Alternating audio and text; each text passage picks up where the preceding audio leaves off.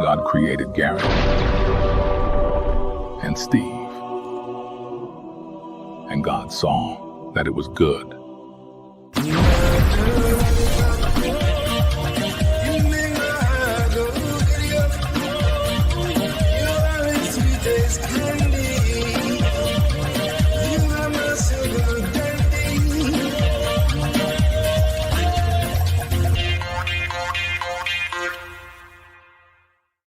Welcome to Garrett and Steve special edition. Hi. Welcome to the program. We got a big guest today. I'm excited. The biggest we've ever had. Not our first guest, but the biggest guest. And it's not Iraq. I don't mean that. I didn't mean big as in breaking. No, the most popular guest we've ever had. By far. Yeah. By leaps and bounds. I think the fall off is literally our guest today, and then the next most popular person is Mike Bichetti. Was he on? He was on the layoff extravaganza. Yeah. I guess he would be the second. No, we had Michael Malice. All right, Michael Malice. Board then member. another Cliff. And then Mike Bichetti. Yeah, but Mike Bichetti is moving up. That's what I mean. Yeah. He's actually above some of the other guests we've had. Yeah. So. I think like him and I don't want to say, but Aaron Berg are like neck and neck at this point. Did we have Landau once? Or no, I don't. No. Yeah. I don't think we did. Aaron Berg, yeah. Aaron Berg, Mike Bichetti. Yeah, you're right. Totally different realms, but they're kind of neck and neck. Yeah, as far because, Mike's got all the Zoomers that love him. Aaron's been in movies. Bichetti's been on Adult Swim, popular programming. They're both in Hollywood. They're both major Hollywood players. They are. And we've had them on. So should we get to it? We should have. I am itching to play this intro. So being we have such a great guest on today, we made an intro for him. Well, not we. Me and Garrett filmed the bare bones of it, and then we sent it to 5Fan Photoshop, who's a magician of sorts. We sent this to him last night. Yeah. And typical Garrett and Steve form where we asked him to make us a show logo or show intro, one of those. And we asked him like on a Wednesday. Yeah. And then we announced on Anthony's show that we were going to start doing a show that Wednesday. And he was like, wait, you need this by tomorrow? Sorry. We had no idea. And we were like, well, we didn't want to rush you. Or make you feel like you had to do this overnight. But we kind of actually did need it overnight. Did it again. We were like, hey, not to rush you or anything, but can you, out of the blue, just make this stupid thing for us? And like our fantasy football draft, where we had a draft after 2 games are already over in the NFL season because we procrastinated on that. But it was all worth it. It was all worth it. I know 5Fan thinks so. Because what we have here is an intro for our guest. Why don't we just play it? We bring the cool, that's what we do. We bring the cool, we bring the cool to you. We bring the cool, we bring the cool to everyone. We bring the cool, your favorite father and son.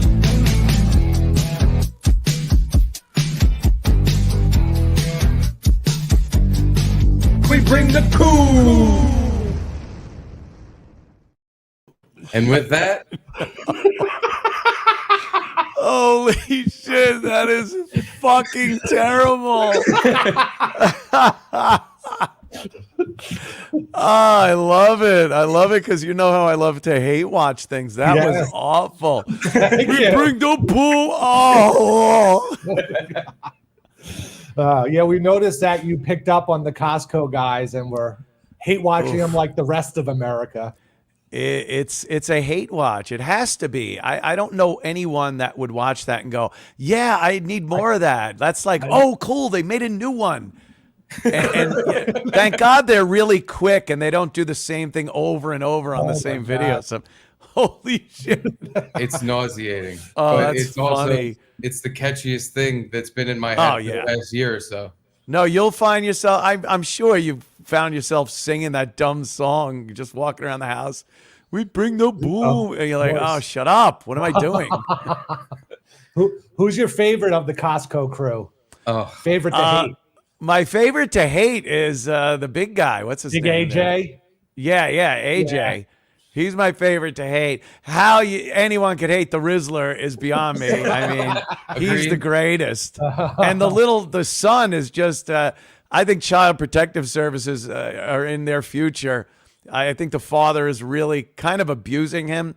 Yeah. Probably really a lot of psychological abuse, trying to make these videos and, no, get it fucking right, you little fat shit. Like a lot of that. We almost got a glimpse. Like I used to yell at Steve. Yeah, behind the scenes. Yeah. Yes. I was told not enough N-words out of you, boy. Yeah. Never. You want to keep this job, you better start saying it every day. Oh, please. It's never enough. But yeah, we got a glimpse of that with the behind the scenes footage of that. Right. Yeah. But there wasn't like the epic moment, but it was so close to being there where he was just on the edge of like, no, do it now. Stop. I say boom, yeah. you say boom. It was a simmer. And it was, no, I do the double chunk chocolate cookie. Yeah. He wanted, you knew that was like his catchphrase. It's like, hey, you don't hone in on, that's his Fonzie A or his Dice. Oh, that's like his line. We've noticed, like, I've watched the podcast. They've only done one episode, luckily, so I've seen that. But when someone else tries to say the double chunk chocolate chip, he has to say it after them. Yeah, to cover it up. That's like, no, yours isn't good. This is what I do. And he gets it wrong. He says double chunk chocolate cookie. And it's double chocolate. That's it. Chunk cookie. Because the chocolate chunks are double and it's a cookie. Double chunk chocolate. Which I hate that I even know that. Like I hate me for even knowing that. We but went down the same rabbit hole where I was like, what is he? He's inferring there's two types of chunks. There's one type of chunk and two types of chocolate. This man's a buffoon. This man's obviously an idiot. And on the podcast too, we saw Big Justice call him out for getting it wrong. And he was like, you made a mistake in our first video and called it this. And it was kind of Big Justice like one-upping him a little. And he didn't like it that much, but he kind of laughed it off. And you could tell once the cameras went off, he smacked him in the face and said, you ever fucking talk to me like that on the air again? You're grounded. I'd love to see him fucking take that big meat fist and just backhand Big Justice with it. Oh, send him flying across the room. How's that, huh? How's that? Was that a boom or a doom? Yeah. You don't like it? Go live with the coons. Well, things seem to be going well. I watched your show. I watched the sports thing with Gino and everything from the bar. Has Opie sent an injunction yet about doing a show in a bar? That's our next move. We hope to, like Jim Stansel did, infiltrate Opie's Gephardt show just to get the promotion out, And I feel like I need to catch up with them. And we're going to tell them, like, hey, we could be your producers now. You could be backstab ants. Aren't you interested? Yeah, you do a sports show there. It'll actually be about something. It'll have a beginning, middle, and an end. And that's good. Yeah. How's it going for you over at Censored, Compound Censored? Yes. Good. Yeah. Censored.tv. They took the reins of all the responsibility. It's we each own half the company. It had to go that way. But I don't like doing things. I'm just I like doing the show. That's fun. And I don't like having to deal with cable companies and the companies, Stripe and the other money companies and credit cards. Fuck that. So, we figured it out, and I really do kind of like it better not having to do stuff. But I do miss the studio, and I miss all the guys and the camaraderie and all the fun and shit. Yeah, But like the breakup aside, or whatever you want to call it, we're not bitter about it, by the way. We're not bitter at all. Not bitter in any way. How big of a relief was it for you? Like we were saying before, like we're procrastinators or don't want to deal with things. Yes. In that sense, how big of a relief was it for you to get rid of all that stuff. All this shit. So you make it sound like get rid of all Not us. the people. No, That's which, what I mean. Yeah. like, I know what you mean. And yes, I mean, obviously the people and everything, it's the only reason that kept going so long was it was a lot of fun. I loved showing up and drinking and having fun with everybody. It's a great fucking time. We had a great fucking time there. But yeah, the logistics and business end of it and all that fucking shit.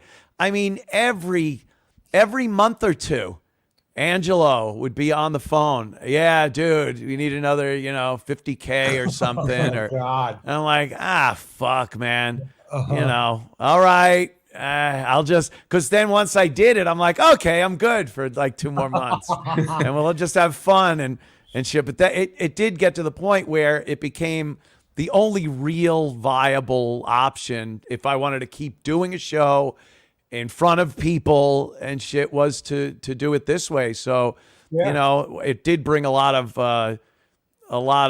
stuff I didn't want have happen. But again, with every move you make, something's got to happen that you don't like, and you just got to work it out. 50 grand every couple months is a lot to pay to do shots with Gino. Yeah, really. No shit. Yeah, that's definitely not worth it. How's his football pay? His first week was abysmal, right? His second week is abysmal too. He's like 0-7 or something. He was 0-7. I don't know who he picked from. I think he picked Falcons from Monday night. So I think he won. Then he won that one. He's 1-7 so far this year. He's getting to that point where where it crosses over and when you buy a lottery ticket that you win money for not getting any numbers because it's so like the odds of not hitting something are so big. He's getting that now. Like you could bet that he will just not get another win the whole season. But yeah, I lost a couple of bucks on his picks the first week. Oh God. What are you doing? Yeah. I should, because I go, no, I'm just going to go opposite him. I'm going to do the opposite. And then push comes to shove, you get ready to make the bet and you go, but then if it wins, I'm an idiot. And what am I doing? I'm an idiot for fucking betting with Gino. And he's supposed to know more about football than you, a casual fan of football. Yes, of course. Yeah. It's always the handicapper with the horse races or the gambling guy. He knows the odds at the table and this has the best odds and the house has and you go, okay, I'll listen to this guy. Gino seems to live, he wraps a rag around his head with a team on it every fucking day of his life. You'd think he knows something about it. And the guy's a piece of shit. He knows nothing. Yeah, I wonder if Keanu did better than him. Most Probably. likely, yeah. If you randomly pick teams, you'll get like a 50-50 result somewhere along those lines. Gino went 1-7.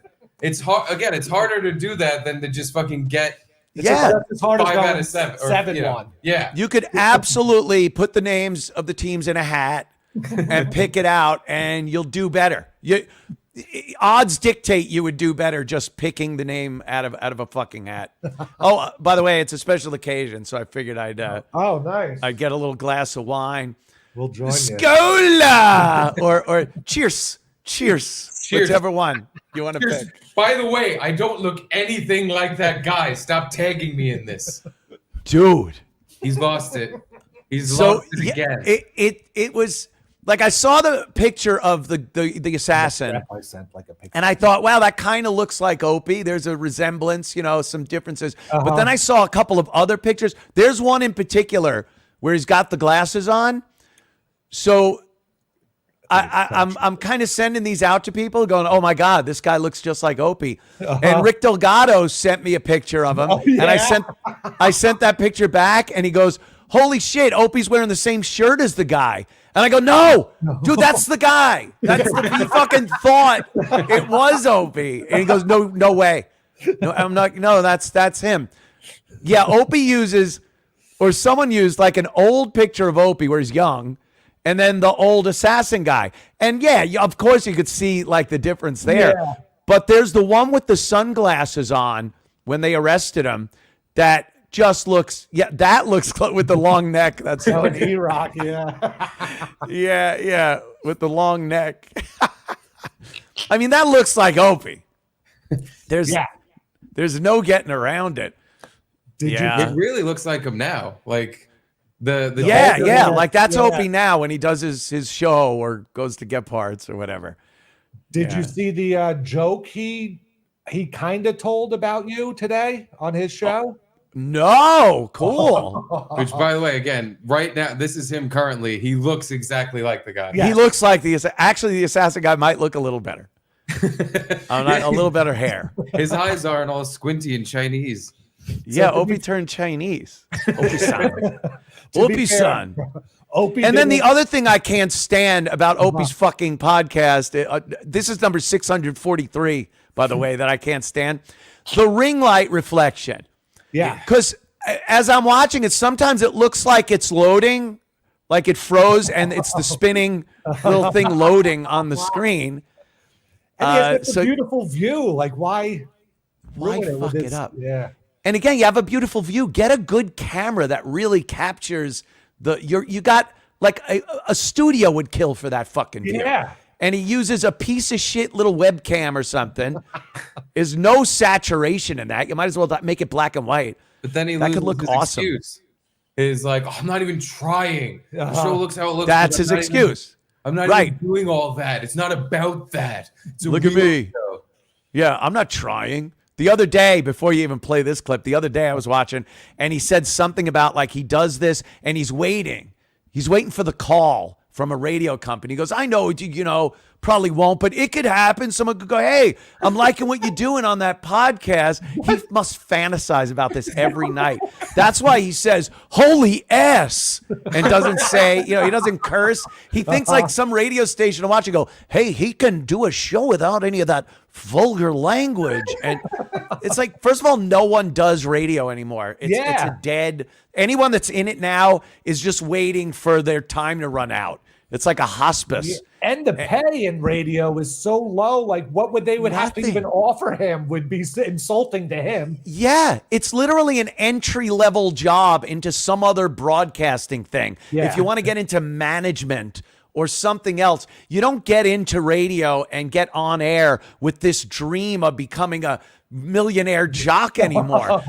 You're a college kid. You want to get into sales or management, you get a job behind the mic and read liners and press buttons for a few years, and then you go to sales. It's so funny how it completely reversed, you know? Yeah, I can't quite do sales yet. You're like a lackey for the sales. You're just going on air and reading what they tell you to and showing that, Yes. I can follow the rules. But he thinks the call's coming in any minute. It's imminent, and it's going to be, the Opie show, spinning fucking Like, I can see him 80s, getting 80s. a show, not on Sirius, but like that, where you just voice track for an hour and you get a whole 5-hour show. Yeah. out. I can see that, but you're not getting paid anything for that. What are they going to pay him to go in for 1 or 2 hours to voice track an entire week of programming? And then, he gets his voice out there, which to him, he probably, so that someone might be able to go, hey, I listened to you on W whatever. Are you Opie? Yeah, brother man. Thank you. Yeah. I'm back on the FM. Oh, God. Check It's out the just not an MP3. option. And he's got O&A stink on him. That stink yeah. never washes off. He's a racist by proxy. He's a fucking a narcissistic, womanizing piece of shit by proxy. Cake stomper. Yeah. Yeah, cake That stomper. video. You think any station? It keeps Yeah, popping it's up again.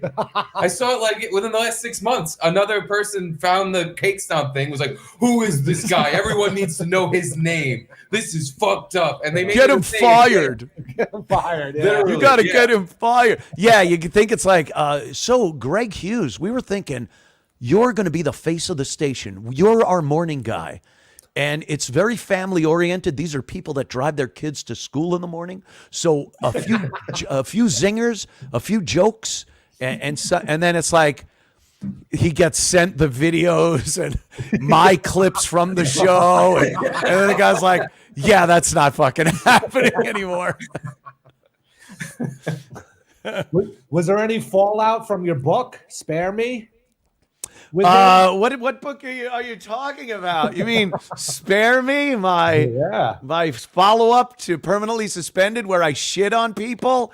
Yeah. 'Cause I know you were worried about him. Not Opie won't mention it, but he knows about it, and I think we're a little more of a Cold War than we were. We were kind of, almost had a little glasnost thing going, a little Berlin Wall coming down thing, but we're right back to, cross this and I'll shoot.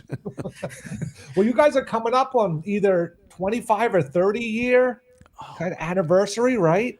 Oh my God. It was, I think in 95 or 96, it'll be 30 fucking years. 30 years, yeah. 30 years. Wow, that is insane. Because we had just done the 20-year anniversary.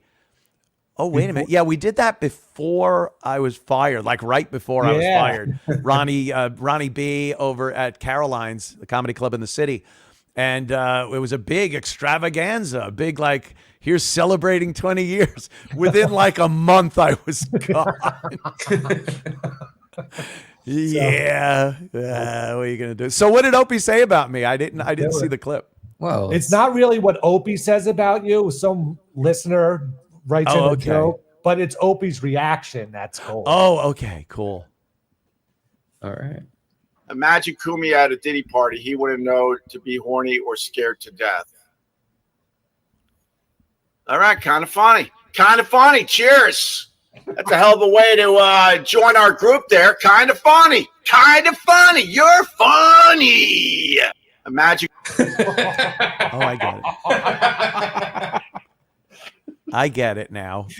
I wouldn't know whether to be horny because it's like a sex thing or be scared to death because it's all black people. Yeah. Okay, now I get kind it. Kind of funny, huh? I know.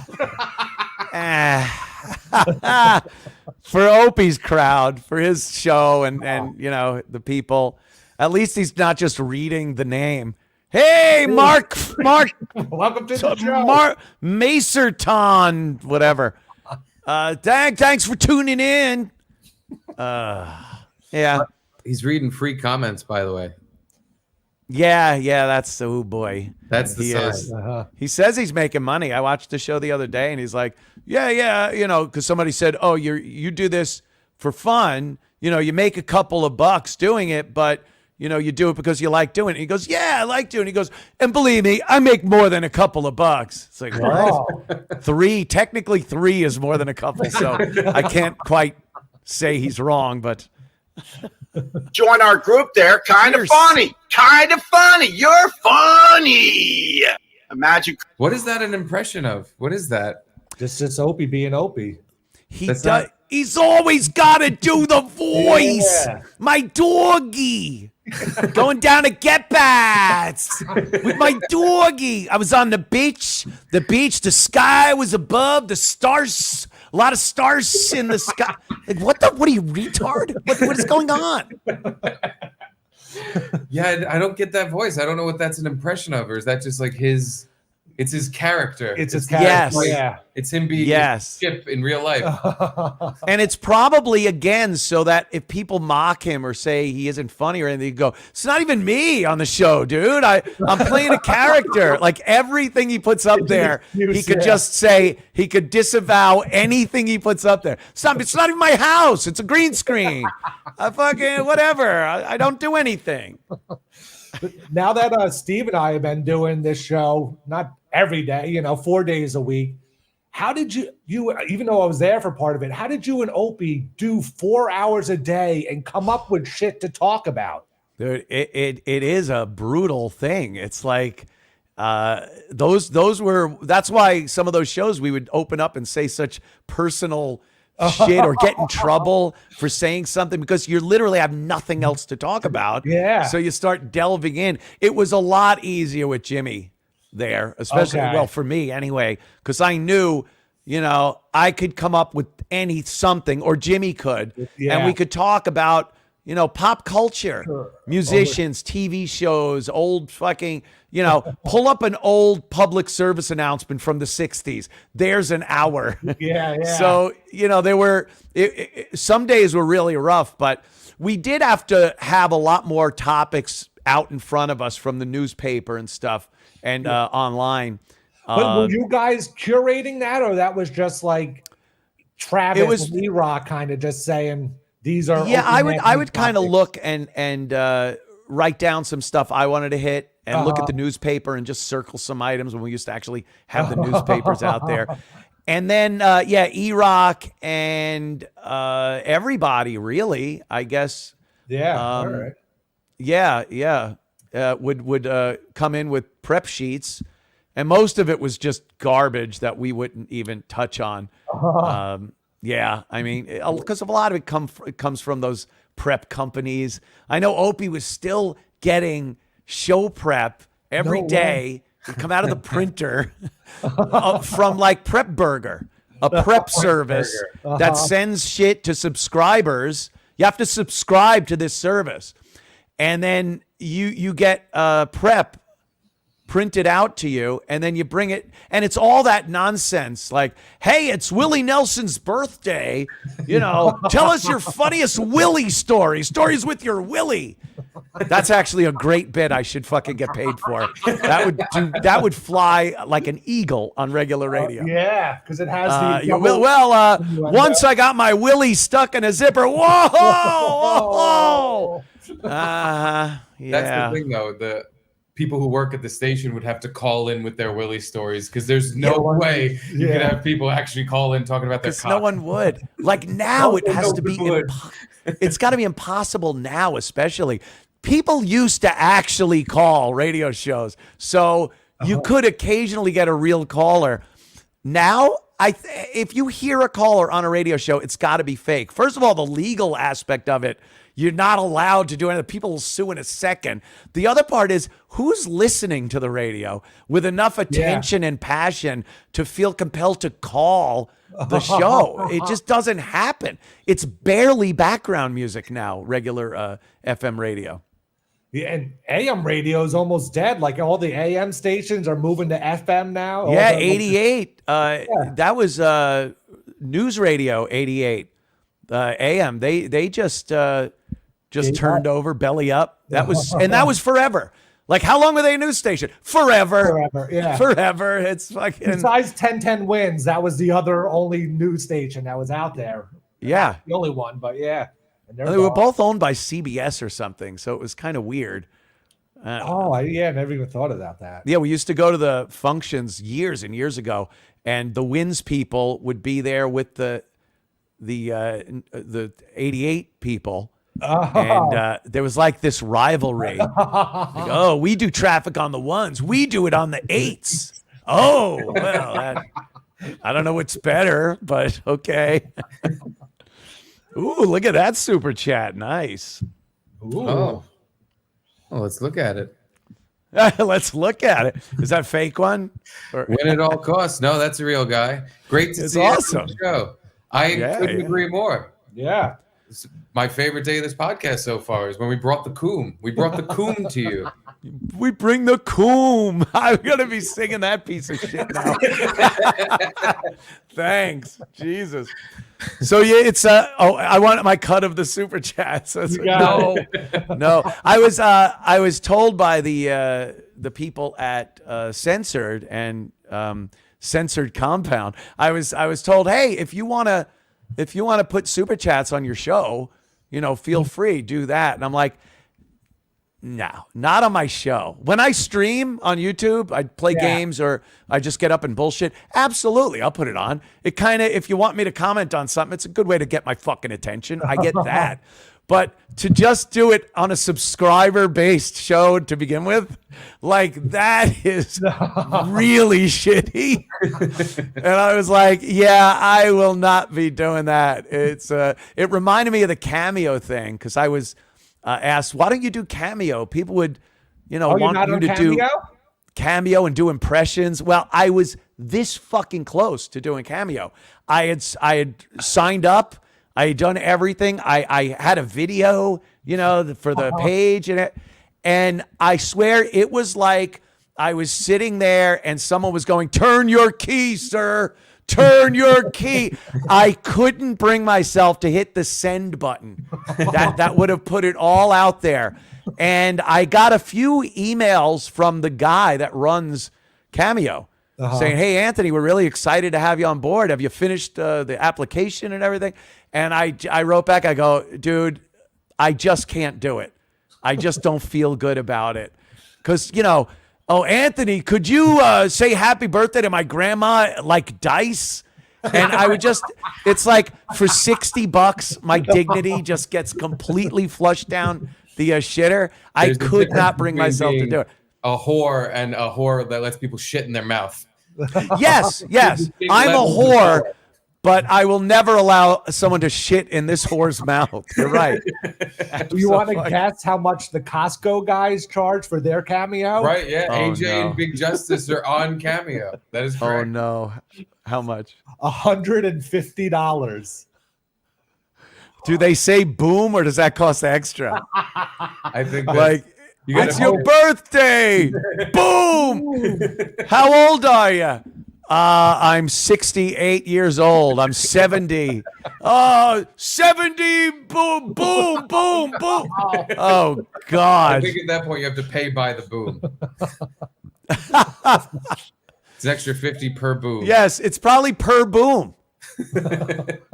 Or per catchphrase. Like, how many double chunk chocolate cookies or chicken bakes do you want in this one? You have to Yeah. There's like a menu price list for what he says. Like chicken bake, that we don't charge as much for chicken bake as we do for double chunk chocolate cookie. And if my son says it, then it's less than if I say. Extra 200 for the Rizzler, and that is He's like the let's get ready to rumble guy. He's got that catchphrase that's making him bank. It is actually, I think that might be the most upsetting part, is that he's making an absolute killing. Yeah. The amount of money, because we checked out the Cameo. A lot of people have paid for a $150 cameo from the Boom Boys. And It's it got to makes be him like sick. sarcastic though, right? It's got to be like, oh, dude, this dude hates this guy. Like I would do it for that. My buddy hates this motherfucker. Every day he's texting me how he wants these fuckers off the face of the earth. And then it's like his birthday. Of course.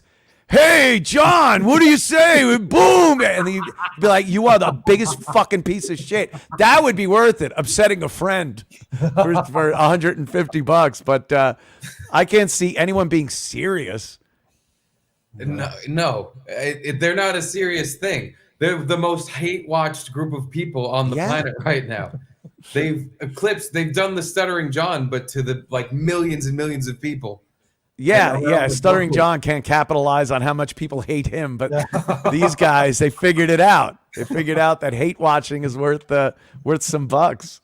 So kind of an abrupt turn, but I want to know your mechanical mind idea on this. What happened with the pagers and Hezbollah? Oh, yeah. How do you get 1,200 pagers to all blow up at the same time? They're a crafty people. No, I woke up and saw this story first, and I'm fascinated by it. I believe, Mossad got inside somehow, inside Hamas or Hezbollah. And they provided the pagers? Yeah, and was like, hey, guys, this is probably a long-term operation. And I would imagine you would have to get them off of phones. So saying the reason they have these pagers is, hey, guys, we are compromised. Phones, they could track them. You want a Hellfire missile shot up your ass because you were on your fucking phone? You got to get rid of these things. Well, how could we communicate? We'll give you pagers. And then you find a secure phone and you call us. Okay. And then they go, where's my pager? Well, we're getting them. And then the inside guy gets them from Mossad, and they've already been rigged with explosives. These aren't batteries that overheat or anything. Okay. This is absolutely an amazingly strong, small type of explosive. And they rigged every one of these, a couple of thousand of them, and then sent them out. And they gave them to all these people. Okay. It must have been a while. They had to be operational beepers too, because you can't get 2,000 people to put these in their pocket the same day at the same time. So you got to wait until they get acclimated to them, and they're bringing them with them. They have to work. You know, hey, call me at this number. And then on D-Day, when they're they activated or whatever, they call with a special number or code that detonates every one of them. What a brilliant fucking James Bond type of thing. And the idea that you're blowing their balls off. Like most people carry these in their pocket or clipped to the front, like by their appendix on their pants. You're blowing their balls off. It's fucking, you're circumcising them. It's a religious thing. The Israelis, the Jews, have forcefully circumcised the Muslims. And who was the carriers of these pagers? It was people in Hezbollah or leaders of Hezbollah? Yeah, supposedly upper echelon of Hezbollah. So, decision makers, not just supposedly not the rank and file, I'm just going to go with an AK and see if I could pick someone off guy. But there have been stories of some of their children that were near their dads at the time that got injured or killed. It's war. It's fucked up. And, I think the reprisal for this is going to be pretty fucking severe on Israel. But, they got it going on. It's popping off over there, man. Yeah. I heard that not a lot of people got seriously injured. Only a few were taking a critical, but a bunch were. Yeah. Well, how did you find out about this? Because I found out, I went on Twitter and I just saw a meme that said, "The Jews blew off my balls." And I was like, what is this? I didn't think obviously it was a serious news story. So I'm like, right. Lo and behold, I click it. It was one of those videos. And I was like, oh, look at that. Yeah, it killed. The last I read, and they said some people were in really critical condition, but the last I read was about a dozen people, but 1,800 were injured in various forms of severity. But it looked like some of them had gaping holes. You could see their pelvis bone. Other guys, it looked like it's like, oh, my pager went off. Why? Because their faces were just obliterated and their hand was gone. So you would, they're going to be really. I foresee carrier pigeons in their future. I think a note on a pigeon's foot. They're going to go back to that. Hamas is trying to figure out how to put explosives in a penny. That's going to be their. What? That is anti-Semitic. I don't know conspiracy, but the theory I saw was that they were normal beepers, and Israel somehow used technology to make them all overheat at the same time. And I was like, that doesn't seem like it's possible to do. Yeah. No. More probable that they infiltrated them with an insider and then was like, here's pagers, get off your cell phones. Yeah. And I don't know what they would do to set off a battery. If you had to put something in it, in order to do that, you would just put an explosive in there. Yeah. And if you didn't, and you could just do it willy-nilly, boy, that seems like a bad product. That seems like a dangerous product to be putting out there. I gotta think it's an explosive that was put in there. And this, if more details come out, I think you'll find out this was a long time in the making, probably even before Hamas. Because they were warring with Hezbollah before their the big attack last year. So, I think they were working on this and figured, but this is going to escalate things with Iran too, because Hezbollah is like Iran's little arm over there, and it's something we don't really want to get involved in. I don't care. I hate being that guy. Hey, whatever, I don't care as long as my toes are tapping. But I can't pick a favorite in this little battle here. No. Both of them are, and like I said, it's a war. It's a fucking war. So shit happens, and both of them are vicious. They are fucking vicious with how they conduct their warfare. So I don't give a shit. They're both clever in their own ways. Yeah. It's amazing because, yep. Yeah, but Hamas or Hezbollah is clever in a simplistic way. Using a drone to take out a tank or whatever, that kind of. Yeah, and then Israel has this whole complicated plan, That's also clever and works great. Yeah, it's great. Yeah. And It's you have to great. wonder, like, how vulnerable are we? iPhones are made in China. China is a pretty big fucking adversary for America. What if they're putting something in there that no one knows about? Apple doesn't know about it. Every inspector has been corrupted, and it just made it through. And now we're literally carrying bombs with us that they could set off at any time. That's kind of a frightening prospect, I but think they already did it, and it's called TikTok. And it's yes, funny. TikTok is a bomb. That's It's I gotta agree. That's been kind of detrimental to the country. I'm getting a new iPhone. Are you getting the new 16? Eventually, I'm gonna have to move up. Even though every time I get a new iPhone, I don't understand why I did it. Every time. Every Fucking time. It's like, years ago when Jobs was alive, the new iPhone had so much new shit on it. You were like, oh my God, I need that. Yeah. And this one has a button where I just put my thumbprint in and it'll open the phone. This one has a brand, like the cameras actually mattered. You can see the marked difference. yes. Now, they keep saying, no, the camera's way better. And I'm like, I don't need to film my dog in 4K. Yeah. I make a video, a 10-minute video, and it's 2 gigabytes long because it's so high def. And I don't even need this. I'm posting it on Twitter or whatever. No, it's degraded when you upload it. It's the thing I've noticed whenever you buy a new phone, and I think this is why people keep buying new phones. The first time you get that phone and peel that plastic off the front and boot it up, it's like, oh, look at the screen. It's beautiful. Like, it looks so much better. And I don't know if it's because your phone's all scratched up or it's just, weathered, whatever it is. But the screen looks so much better. The picture looks so much more vivid on a brandy new phone than your old phone. So you go, oh, I got to get that, I guess. Especially when you take that film off. Garrett here has admitted that he tries to keep that film on for at least a year or so before he takes it off. Oh. Not on a phone, but other digital products. Do you try to keep the film on?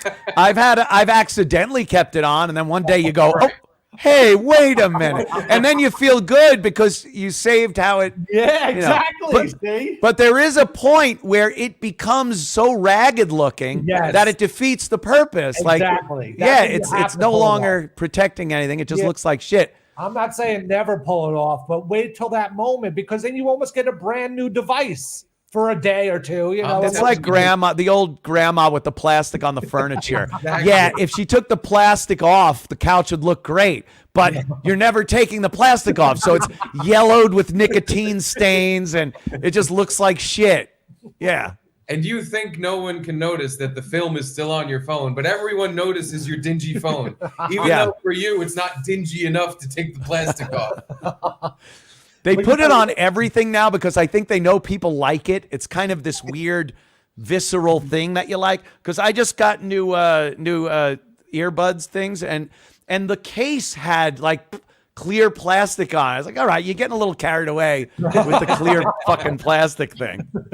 Yeah, that was the thing. Need. With my phone, the last time I got a new one, I don't even think it had a film on the screen, but I didn't know it, but it had film around the edge of the phone. And as I was using it, the film started breaking off and like all these jagged points were sticking out of the corner. And I was like, what? And they were kind of sharp. And I was like, what is this? The metal is fucking up on my phone or whatever. And finally, I was like, I started pulling it and the whole piece of plastic came off. I was like, oh, thank God. But, so it's Chinese. They were hoping to cut your hand open and make you ineffective as an American soldier. That's what they do. Yeah, that's how they do. The new Google ad, at least I've been seeing during football, is like they've been saying phones are going to be different every time and they never are, but now it's finally different because Google has the Gemini on it. And it's like, that's what is that? Yeah, they're AI. Oh, AI. And which you can just use on any other, like Grok on Twitter. You can use. Yeah, I use it on my phone, on this phone. Fuck it. But they're supposed to have the camera though, where it's got a dedicated button up here on the new one, and you just hit it and you're in camera mode. So it's like not touching the app anymore. And then you can use the button next to it. You could slide over the edge of the phone, and it will zoom in or unzoom, or you could go to other things like brightness settings. So you don't have to touch they've turned the touch screen into something where the convenience is not having to touch the screen now. When they first made iPhone, it's like, look, you don't have to touch shit. There's no buttons. It's a touch screen. Like, oh, that's great. And it's like, you don't want to touch your screen. You got a button now on the phone. Wait a minute. What am I doing here? They got us running back and forth with this shit.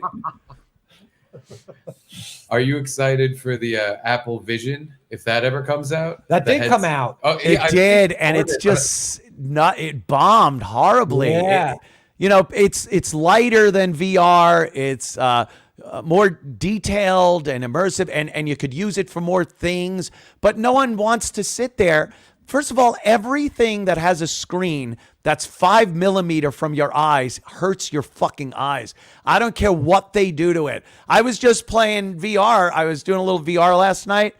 A casino. It's great. You sit there, I'm playing blackjack, and you're in a fucking casino. And there's other avatars sitting next to you. And it's like, fuck. And I start getting into it. I'm like, blackjack, come on. I'm like being my asshole self.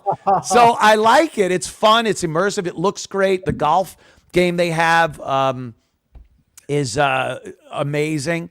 Do you have the golf club for it? Yeah, you get, hold on. This is fucking amazing. Yeah, Get the half this, club. right? And you put your controller in here, and then when you're holding it, dude, it's a golf grip. You could adjust the weight with this to make it heavier or lighter, whatever you want. And dude, it is so fucking immersive. And it was, the wonderful Gavin, once I was doing a whole thing on this, and Gavin goes, why don't you just go out and fucking play golf? Because you're not handicapped. He goes, I looked it up by your house. I looked it up. You have a golf course a mile away from your house. But, if you hit a bad shot, you have to go chase after it. Yeah, I don't want to go chasing after it. Yeah, Exactly. you gotta go play real bullshit golf. Yeah. You want to play video games. Video games are way more fun. Yeah, video game. I don't want some assassin trying to pick me off at the fifth hole. What's your thoughts on that? Like, just how it quickly came and went, even quicker than the last one. I know. Yeah, I don't know what's going on, man. It's fishy as fuck. Everything is. Lone gunman. If this guy wasn't a carbon copy of like a Lee Harvey Oswald kind of guy, he had political connections. Oswald was all with the Communist Party, and he handed out pamphlets and talked to people. This guy is all about Ukraine. Yep. He went to Ukraine. Oswald went to Russia. There's so many similarities. He's just a weird dude. And then out of nowhere, he decides to shoot the president. And it doesn't make sense to anyone that knew him. Oswald, obviously. What's that? I didn't hear that I figured people that knew him would think, oh, yeah, maybe he is kind of a shoot the president type of guy. They said he was a little weird and that he, he was very outspoken about Ukraine and stuff, but every one of them said, I never would have expected him to try to do something like this. Oh, wow. So again, and they said the same thing about Oswald. The only difference is Oswald got shot and killed by Jack Ruby. And this guy, and I don't know if it's, it's one of these theories, a local cop picked him up. They read his plate. They found him, tracked him down, and arrested him, and took him into custody. I don't know. Would federal authorities have killed this guy? And like the other one, it wraps it up, puts it in a nice little package, and so because now this guy is in jail somewhere, and God knows what he's saying. Yeah. Well, the theory is Ron DeSantis wouldn't hand him over to the feds because he thought the feds would off him, and then they wouldn't get any information out of him. Yeah. I think Trump even said that. I don't get how he's on the golf course, points a gun at Trump, apparently doesn't shoot any bullets. But how does he then leave the golf course, get in his car, and drive away? Here's what I have heard about that, because I was wondering the same fucking thing. He had a little nest set up behind a fence, and it had 2 bags hanging from it with some type of ballistic armor in the bags. And they were about this far apart from each other, and that was going to be his slot where he shot through. He took his rifle. His rifle was leaned against the fence right in that slot. He also had a GoPro hanging up in the fence. So this was going to be recorded for some fucking reason. So I don't even think he was in that nest area when the Secret Service, who go maybe 2 or 3 holes advanced of Trump to scope it out before they wave Trump up. And as they were looking, they saw, this rifle barrel poking through the fence. So they immediately started firing on it and then got to the area. They see this. But now where was the assassin? He wasn't there. They weren't shooting at him. They were shooting at a rifle poking through the fence. At that point, I guess the shooter knew the jig was up and left. He was leaving. Somebody saw him. I don't know the exact hows and whys to how they knew his plate number. But once they got that plate number out to all the authorities, they used plate readers that are on signs and streets and other cop cars. And they quickly got this guy and arrested him. But he was apparently not even at the nest area when they started shooting at him. Oh, okay. So whether he was going to show up a little later, he was waiting till Trump got to that hole and he was going to take a position. Again, this is all shit that, I could cull together from what I've heard, but we just don't ever get enough answers. It's like the Vegas shooter. What was that? No one ever, we'll never know what that was, but it was certainly not what they said it was. Just one guy decided to shoot up a fucking country music concert. So this shit we'll never know. The mole in the Secret Service theory that no one knew Trump was golfing. Yep. For some reason, MSNBC was there filming, but no, it wasn't on Trump's schedule or anything like that. But yet some guy just decides to set up on this golf course and shoot. Yeah, it seemed kind of weird. Yeah, he knows. You see, it's fucking Don Jr.'s on the phone. Yeah, he's going to be at the 5th hole. Don Jr.? I'm sick of you, Dad. Jesus Christ, we were doing great before you pulled this shit. Sure. Companies were making money. I was getting pussy. Well, he put out a tweet saying, I'm sick of explaining to my grandkids or my kids why their grandpa keeps getting shot at. Yeah, why grandpa keeps getting shot at. It was one of those tweets where first you're like, yeah, sure, that happens. Yeah, your kid was asking about it. But it's like, no, actually, that's legitimate. He probably has to keep explaining to his sons. Yeah. Why? Are they going to kill grandpa? Oh, come here. Oh. One of the great story of the day, I believe, is the Diddy thing. The Diddy story is huge, and they're got arrested today, right? Yeah, the repercussions from that is going to be either huge or Diddy's dead. That's like the only way this can happen. This is so similar to Epstein. Like both of these guys, Epstein and Diddy, have very negative video and information and stories and pictures on very powerful people. There's the music industry and Diddy. That's like he has so much power in the music industry. So many connections. Yeah, the whole entertainment industry, Hollywood, Washington. He's got political friends. Obama went to his parties. So Hillary. You're looking at some very powerful people. He was blackmailing some of these people. Now, really? The indictment is racketeering, trafficking, sex trafficking. He was giving people drugs and making them attend these freak outs or freak parties, freak offs, a freak off, and they would have sex with men on men. All kinds of fucking shit. They get drunk. They're drugged out. They're fucking having gay sex. And Diddy's recording all this. And then he uses those recordings to get everything he wants from these powerful people. And it worked for quite a while. This guy was like a mob boss Diddy's a mob boss of a fucking mob operation.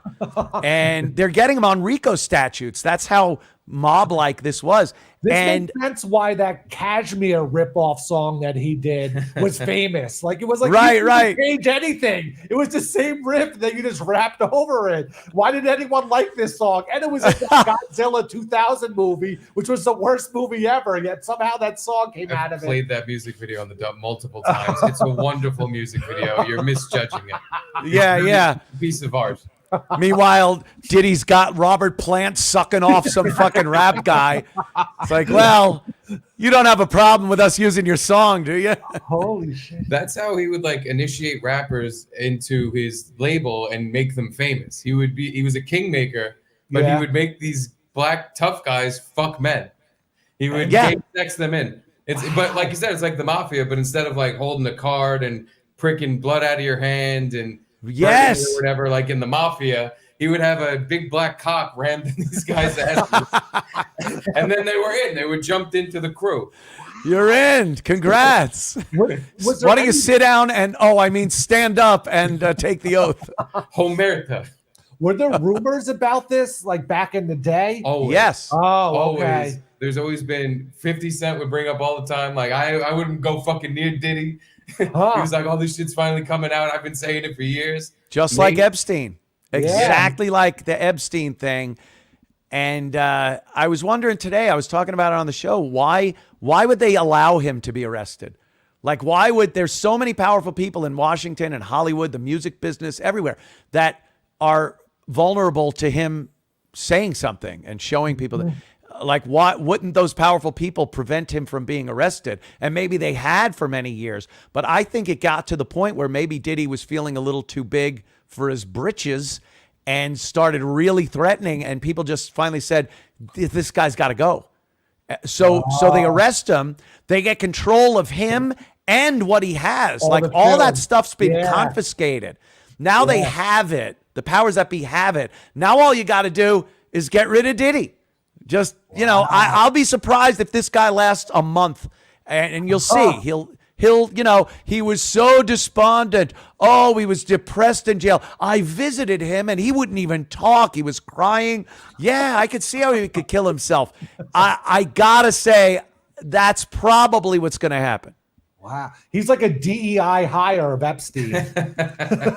Yeah. Yeah, I think Diddy's in some big trouble. Look at Epstein. I mean, really, the odds of him going to jail and then, the camera didn't work in the cell. He's under 24-hour. They have to check on him constantly and have a 24-hour camera on him. Oh, the corrections officers fell asleep. Oh, they mistakenly gave him sheets that weren't paper. They were real material sheets he could make a noose out of. Oh, really? I'm supposed to believe all of these things fucked up. Yeah. So this guy that could take down every powerful name in the country killed himself. Get the fuck out of here. So if Diddy is a threat to these same people, he's a dead man walking. But like you said, maybe he's not a threat. Maybe like with Bill Cosby, people started talking about his, marital issues. Because what happened with Diddy is people were talking about his sus behavior on podcasts, on like hip hop podcasts, and like Shannon Sharp's. I think at one point people were talking about Diddy, and it like hit Twitter. It went viral. Yeah. But it's even people who knew things. Like those people will be like, oh, I knew Diddy was fucking Justin Bieber up the ass and passing him around at his parties like a fucking sex doll. And we all knew about it. And people knew we knew. But I don't want that to get out. I sat there and watched, an innocent kid getting ravaged by a bunch of rappers. So you'll want that kind of kept on the QT too, I would think. Why do you think P. Diddy didn't leave the country? Because it's been a while. Didn't he try once when they first raided his place? Didn't he Oh, go he did? to the He did. Bahamas or somewhere? Yeah, he went somewhere. Maybe they coaxed him back. But I got to think, if you have an indictment ready to come out on you, if you know there's a grand jury mulling over your case, you have to, if you're Diddy especially, you got to get word on that. So why would you hang around, right? Same with Weinstein, too. It's like they have access to private jets. Just leave the country. Who cares? to go to a You're- non-extradition country. You and got to then- go to a non-extradition country, which they aren't all that good. I guess, but is I don't France know. still a non-extradition country, or Roman Polanski's like grandfathered in? Yeah. I think he's grandfathered in at this Father and point. daughtered in. Yeah. Yeah. Fucked up, but we'll see. See if he's alive in a week or 2 or 3. I'm pulling for him. I think Diddy's going to do great in jail. He's going to build an empire in there, just like he did on the outside. Yeah. All the celebrities that went to his Hamptons parties. He'd have those white parties where everyone had to wear white tuxedos and gowns, and they were just everyone went to those. There was not one A-lister that wasn't at those fucking parties. So, I love when they try to show people taking pictures with Epstein. I was like, look, Trump with his arm around Epstein. Everyone's got a picture with Diddy. I defy anyone to find a celebrity that doesn't have a picture with their arm around P. Diddy. It's astounding. So who knows? He probably has a picture of him. E-Rock. Yeah. Did E-Rock post a picture with his bedroom eyes looking with his arm around Diddy? Well, maybe once he gets murdered in prison, then E-Rock can put the picture out, because it's always an obit pic. It's always an obituary pic of E-Rock. What a great time we had when he did the show. And it's like, oh, okay, E-Rock. The Grim Reaper, Eric Nagel. The Grim Reaper. You covered the debate with Gavin. Yeah. What are your thoughts on the Kamala Harris using earrings to audio earrings? There's videos out there with her wearing these at every important speech she's doing or whatever she needs to have some sort of voice in her ear. Very strange. I watched a few of those, and I saw one guy comparing a regular brand of earring that is very similar to that. Yeah. And it looks like it could be, again, throwing that plausible deniability out there. Yep. And people would rather believe that than believe this woman is wearing radio transmitter earrings, receiver earrings, because it's fucked up to think you live in a country where shit like that's happening. And I think people believe what seems better for the country than the obvious reality of these people are corrupt and evil and what have you, because it trashes their entire being. Yeah. It trashes that, I grew up thinking this was all great and nice, and it turns out everything I've known is a lie. People don't like facing that. No. So if an option is thrown out there like, no, he didn't do that, or they're just regular earrings, or his people aren't trying to murder the president. Yeah. You're more willing to accept that because it's just a safer, I could sleep better tonight explanation. Yeah, like Biden's a good stooge for the deep state. Like he'll say whatever they want him to say, but she's the perfect stooge. Like she has no panache or whatever it is, but she'll just do whatever she's her whole career is doing whatever she can to get further up the ladder. So she'll listen to anyone say anything. But she's almost too stupid to do it right. And that's why she has the earpiece. Yeah. She can't remember what she's actually supposed to say because she's got nothing in her skull. She's great because if anything goes south, she's easy to blame because you could just say she's incompetent. And then she could just be that stand-in for the powers that be, the top of the pyramid, the Illuminati, whatever you want to call them. There's another word I won't use here out of respect for your show. But it's one of those situations though where, she's perfect like that. Biden was perfect because he had Alzheimer's. He's demented.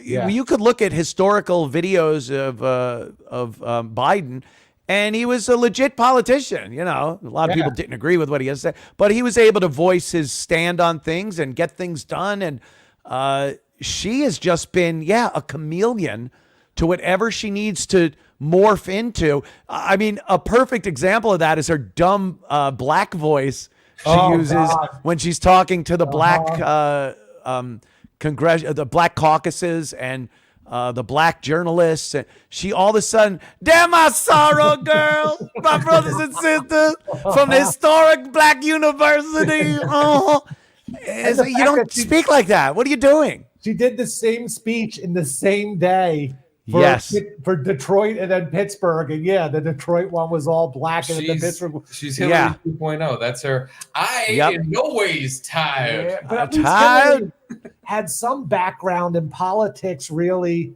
She was just kind of like this DA that all of a sudden became vice president that no one liked. And wasn't a senator or anything. The perfect patsy. Yeah, exactly. That's why I'm thinking these earrings are real. And it's just people telling her what to say. Telling her what to do, yeah. I don't know. I wouldn't doubt it. I've said this so many times of late. Like, there's nothing you can say to me that I will tell you is 100% false. Yeah. Who the fuck am I, with everything I've seen in the past 10, 12 years happening in this country, to think I am the expert that could say, oh, no, this guy's legit, or no, they're not bugging that, or we weren't responsible for cutting a gas pipeline. And like, who the fuck am I? Of course it's reasonable to assume that that's possible. So, I would never say, oh, bullshit, those earrings weren't, transmitters. The newish kind of one I've been hearing is the Challenger blowing up. Oh God, yes, have you heard still alive. Those ones where they're still alive, and then like they found people with the same names or just like one letter off kind of names, and they're like, and they look like older versions of them. Yeah, they look like older versions of these people. And I was like, I watched that happen live in the classroom on TV. Like, how is this fake? And now they got me thinking. And it works because have you heard the theory that every traumatic thing that's happened over the last 50 years or so is because they figured out if you traumatize society enough, they'll kind of listen to anything you say because they're afraid of everything that's happening. Okay. And the more random it is, the more they'll just listen to whoever is in a position of power will say, because you just need some guiding light when nothing makes sense and everything's on fire. That makes sense. It's a complete conspiracy, batshit nuts thing until you put it in the context of, no, they wanted children to watch something explode with people in it because they needed that kind of fear. Well, I believe that's what they wanted with the Trump assassination, the first one. They absolutely, the image of Donald Trump's giant head exploding in front of everyone, we'd still be looking at that today going, oh my God, look at his head come apart. It would be traumatizing. It would be a warning to anybody who dares, try to get into the exclusive club.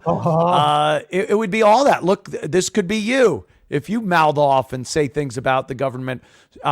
So I think that was supposed to be what happened. And it kind of, with this second attempt, the guy hanging the GoPro on the fence. Hey, if you just want to shoot the president, fine. Why do you need a video of it unless people told you, look, we need to get video of it too, so we can leak it. Now it's out and we get to see Trump's head explode like it was initially planned. He forgot to take the lens cap off. Oh, geez, yeah. Or like right when he goes to take the shot, you just see a squirrel with a nut in its mouth looking at the lens. Or a golf ball just goes woo, right into the lens. Fuck.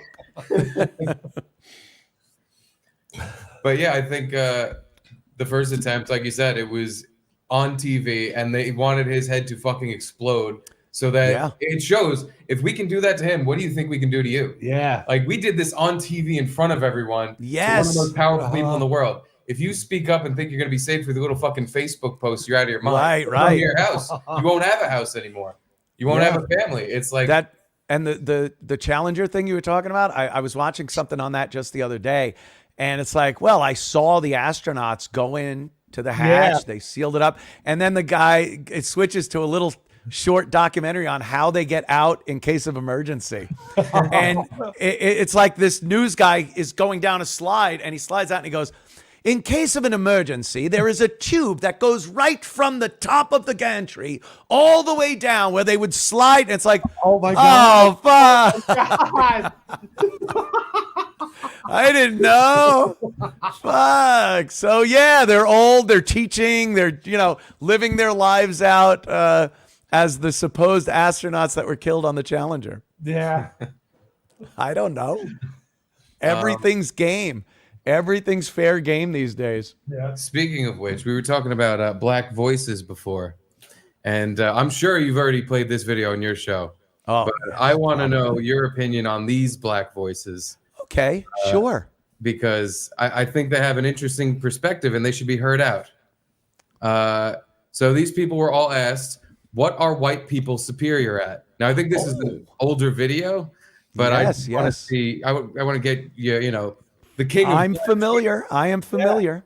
the king of black Twitter's opinion on this I wonderful think you're just video. trying to get me mad. No, I'd never. Superior at. Exactly what people superior at. They're real good at violence. Violence, genocide. It's like stealing people's lives just because they feel like it. Well, so far I agree wholeheartedly. What about you, Anthony? First, the laughing at the beginning, like, ha, ha, ha. What is she laughing at? Like, what? It's so funny.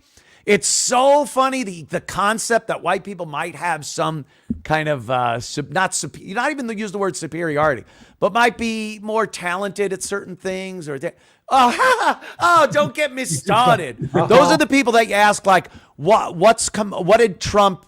has Trump done that's so bad? Oh, please. Don't even, if you got to ask, you don't know. Oh, well, give me one example. Oh, there's so many. Give me one. Yeah. Like, she don't know what the fuck. Please. They don't even season they chicken is probably what Well, yeah. that we would know have that. started at the top of the list and then worked We don't our way wash down. it with soap in the sink. with Dawn. Cleaning Dawn, up the yeah. oily duck. Yeah. That's for ducks that are still in their feathers suit that were dipped in oil. Stop. Well, anyway, puts this in a cotton ball. Yeah, right. I love his You're afro. white, and you know this is happening, and you say nothing, then you're a killer too. What exactly are white people superior at? Insecurity, pretending, Fear. Being fearful of nothing. Being ignorant. Blame. letting their egos control their every move, superior at being dicks. What exactly are Wow. white people superior This is at? projecting at an unprecedented level. This is such projection. You're literally talking about your own community and putting it on the perceived oppressor and the ones responsible for all the ills of your community. And you're just taking your problems and saying, well, that's what they do. It's astounding. Delusional. No, I think they're right on the money. I think they're Okay. wrong. All right, Steve. You're we You have your Beg own to differ. opinions. Yeah. You know, black people have had it real rough in this country. will agree to disagree. And white people are really violent. And Which Well, one of you two were mugged in New York? I was, Okay, I was thanks. punched. I was Yeah, attempted to punched. Yeah, that Yeah. was Right, me. right. Yeah, Oh, but never sorry. Sorry it wasn't you, Steve. no, I'm obviously kidding. I worked at Compound for 5 years. I But know. Andrew Harms from the Wet Spot was mugged. Oh, He was Right, he was right, really yes, mugged, yes. Yeah, I right was, before the Wet Spot, he came in, had no wallet, and everything. It was sad. Crazy. He's the perfect mugging victim too. He you looks know? mugged. Oh, yeah. He's a great victim. Yeah. Yeah, no, I gave my water away once. That was my mugging. Oh, right. Okay. Yeah. I knew you were involved in some kind of a shady altercation with Yeah. the people. I was water bitch. I You gave, were water bitch. They Yeah. made you water bitch, right? I handed over my water to a youth, and Was it out of some of that irrational fear that we're superior at? No, That must have been it. he just looked very thirsty, and I recognized a parched man when I see one, and I respected him as an equal. So I was like, if I deserve water, you certainly do too, young man. It's very nice Please. of you. Very liberal mindset of you, Steve. Please don't punch me in front of my wife. She's pregnant, That for was the God's thing. Yeah, sake. you had the pregnant wife My next to pregnant you. wife next to me. And Yeah. I'm just like, Yeah. please just take the water. And if you spit it in my face, just don't get it in my eyes. No, I handed it over. Love it. And he took a sip, acted like everything was cool. Then he started just pouring it on the floor. And I was just like, Oh, God. Yeah, that was like bitching you out even more. Yeah, Taking the really. water wasn't bitching you out enough. He had to then dump it out and be like, He doesn't even need it. well, to Yeah, be I fair, didn't he need didn't this. Take it. He asked very politely. He said, yo, let me get that water. And I said, you want my water? I was confused because I thought he was going to tell me to run my pockets or give me, something I was wearing. What is that a slang for? Water. Is that respect? Pretty Yeah. much. I'd give you all my water, bro. You earned my water. I pointed to my wife. You want her? You Oh. can have her. Just don't touch me. Please don't hurt me. Gave him the water. He took a sip, poured some out on the floor, and For then his homies? For his homies. Okay. For his homies. Yes, thirsty homies. And then I was waiting, like, all right, here's when the big bullshit's coming. Something's gonna happen now. Yeah. And then him and all his friends just got off the train, and I was like, wow, I did it. Wow. That was no Got them out of there. You're like the Warriors. Just your The pride. one-man Warriors. Yeah, I just felt like a complete bitch and like I should cry. But I won that situation, I feel. Mm-hmm. I was the victor. Last man standing in the train, so... 100%. And standing in a puddle of your own water and piss, probably. You sure he dumped it out or you didn't pee your pants? It wasn't just your... I heard water running. I assumed he was dumping it out, and then it was yellow and coming out my cuff. Yeah, and then he put some chocolate pudding in my underpants. Well, anyway, let's get back to these people of power. Oh, yes, please. What they had to say, because they're right.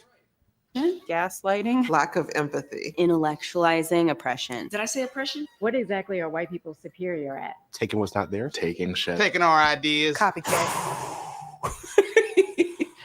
Oh, Taking what's not theirs? It only would have been funnier if he said stealing our bikes.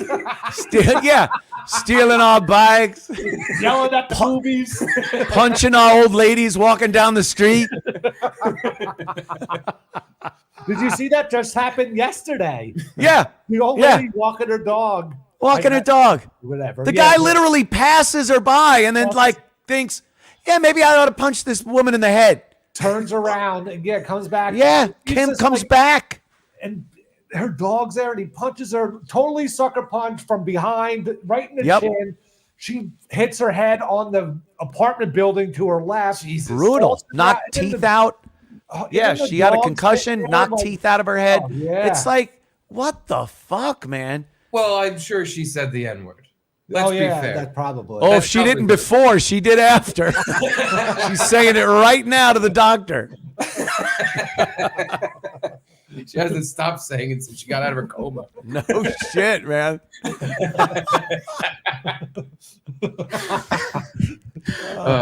But anyway, Yeah, the other kind of story that ties into the savagery is the eating the pets story. Oh, Like yeah.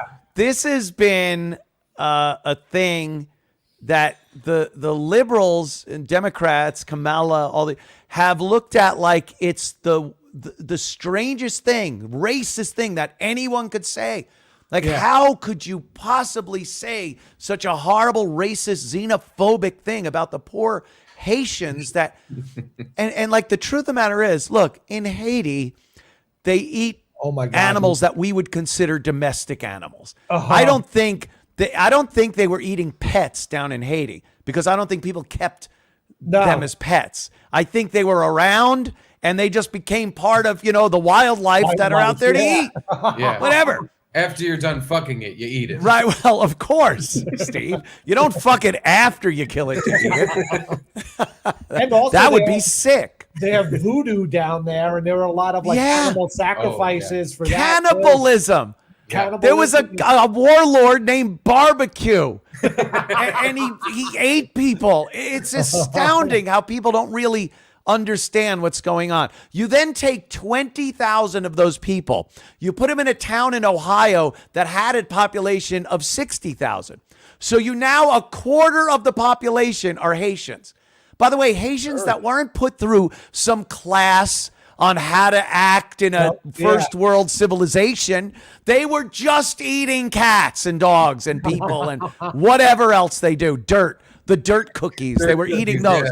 Now you put them in a town in Ohio and they see a cat and you give them credit enough to not think that is a wonderful meal walking by. And it's unfathomable that they might kill one of these and eat it. If you ask me, which side is being a little unrealistic with the scenario? Did you hear the other thing about the Ohio Haitians? The Ohaitians, is that they're getting pushed through like driver classes and they're getting paid. They're terrible drivers. Given their license on like the speed, like in a speedy way where they don't actually have to fulfill all the requirements. And they're just crashing cars to the point where there was a news report or like someone interviewing someone about it. And while they were talking about it, a Haitian in a minivan just blasted into a curb right behind them. Yeah. They're giving them license. They're giving them enough money to purchase vehicles. They don't have insurance. These things aren't registered. They're just an unguided missile going down the street. That's what it is. A dumb bomb just fucking careening down the fucking street. So yeah, that's the thing that people, obviously eating your pets is going to get a little more traction than these fuckers are crashing into everything. But like, I could give it to them. Maybe they're not eating cats, but they probably are. You see a duck in a pond. Oh yeah. Like, that's gourmet food. Right. Why wouldn't you kill it? Yeah. We eat duck here. Like, we just don't take it out of the lake. Yeah, but why not? Especially if you're a Haitian, I'm sure you're used to catching fowl somehow. I expected some little bird or little mouse. You bring in this gourmet shit. Or a goose. That'll be a goose for a week. I bust that thing open, get some fucking pate, motherfucker. Yeah. Yeah, because like if they saw a goose or duck swimming in a puddle of filthy sewage water down in Haiti, they would absolutely throw a rock at it, and that's their next meal. Why would you assume they could go to a park? It's not anyone, even if they have the concept of personal property and stuff, they look and say, this isn't anyone's house. Yeah. It's a natural lake and there's ducks and, I don't understand why there's little kids on a mechanical device which swings them back and forth, but this is good hunting ground. Let me come here and I'll clock this goose over the head and we eat. So yeah, I think you're right. But I also do absolutely believe they're eating cats and dogs. Yeah. What's that one video where the woman is like eating a cat raw in a driveway? Yeah, she wasn't Haitian. She was just some crazy black lady. It's so funny. A lot of the people defending is like, hey, that isn't even a Haitian. It's like, I don't think you're bolstering your case here very much, especially with me. The cop is shining the flashlight going, let me see your teeth. And he's taking a picture and she's got hair and blood in her teeth where she was eating a cat. Kind of crazy. He said, smile for me. Smile. Smile. And she was like, I don't understand. It's fucking insane. Just real quick, while so many people are here watching us live, I wanted to say that we have a Patreon, patreon.com/Garrett and Steve, and you can sign up for as little as $5, or, join the $100 tier. You get your name on a little plaque here that we have. So thank you all for watching live, and thank you for Anthony Cumia for coming on. Oh, please. Do you have more people watching than usual? Yeah, we do. Oh, good. Okay. We got the Cumia bump. We brought the Cumia bump. The Cumia bump. Yeah. There you go. Yeah, I bring the coon. Oh God, that is going to be in my fucking nightmares. That's going to be in my fucking nightmares. I've been singing it all day. I don't doubt it. I'll be singing it all night. I'm gonna shove off. It's 9:30. I appreciate you guys having me on the program. I will do it again. I want to do the sports show with Gino also, the football show. Okay, every Thursday we're doing it. So I'm good. What time Thursday? We do it at that is 6 to 8. 6 to 8. Oh, okay. I'm done by 6. Okay, cool. So I could pop in on that one. That'd be great, man. Yeah. Awesome. Very cool, gentlemen. Before you yes. go, I want to show you one thing. One thing very quickly. Yes, indeed. This is a segment called Bobo's Deleted Tweets. I'm starting it right now. This is a new segment. He deletes tweets? Bobo deletes tweets, apparently. Okay. And this is one he deleted, I think it was either last night or the day before. And Anthony, you are somewhat of a Bobo expert because you worked with him for so many years. Yes, on the Opie and Anthony show. Can you help me decipher this? Because I don't. Would you like? Really... Let me read it. Let me read it as Bobo. That might help hearing it in his natural voice. You know, the most recent movie you watched and liked. Well, the people in it should not make a decision who want to vote based on who they are voting for. It's not left or right thing. I just think it's really dumb reason. Also, don't talk to me on here about politics. I don't know what the fuck he's talking about. The gist of it is, though, like he's mad at these people talking about politics, but then immediately says, but don't respond to me about politics. Yeah, yeah. So why are you making a political point? All right. That's why I read this and my steam started pouring out of my ears because I was just like, no matter how many times I read this, I can't quite put together what he's thinking. Yeah. That's the message that comes through right before your beeper explodes. It's just gibberish and you're trying to figure it out and it blows up right in your fuck face. I couldn't believe people use beepers still. You know, I didn't even know that was a thing. I didn't know. I didn't even know they made them. I could understand not wanting to use a phone because you're vulnerable to hacking or tracking, you know, and maybe if you're a terrorist, you might not want someone with access to your location.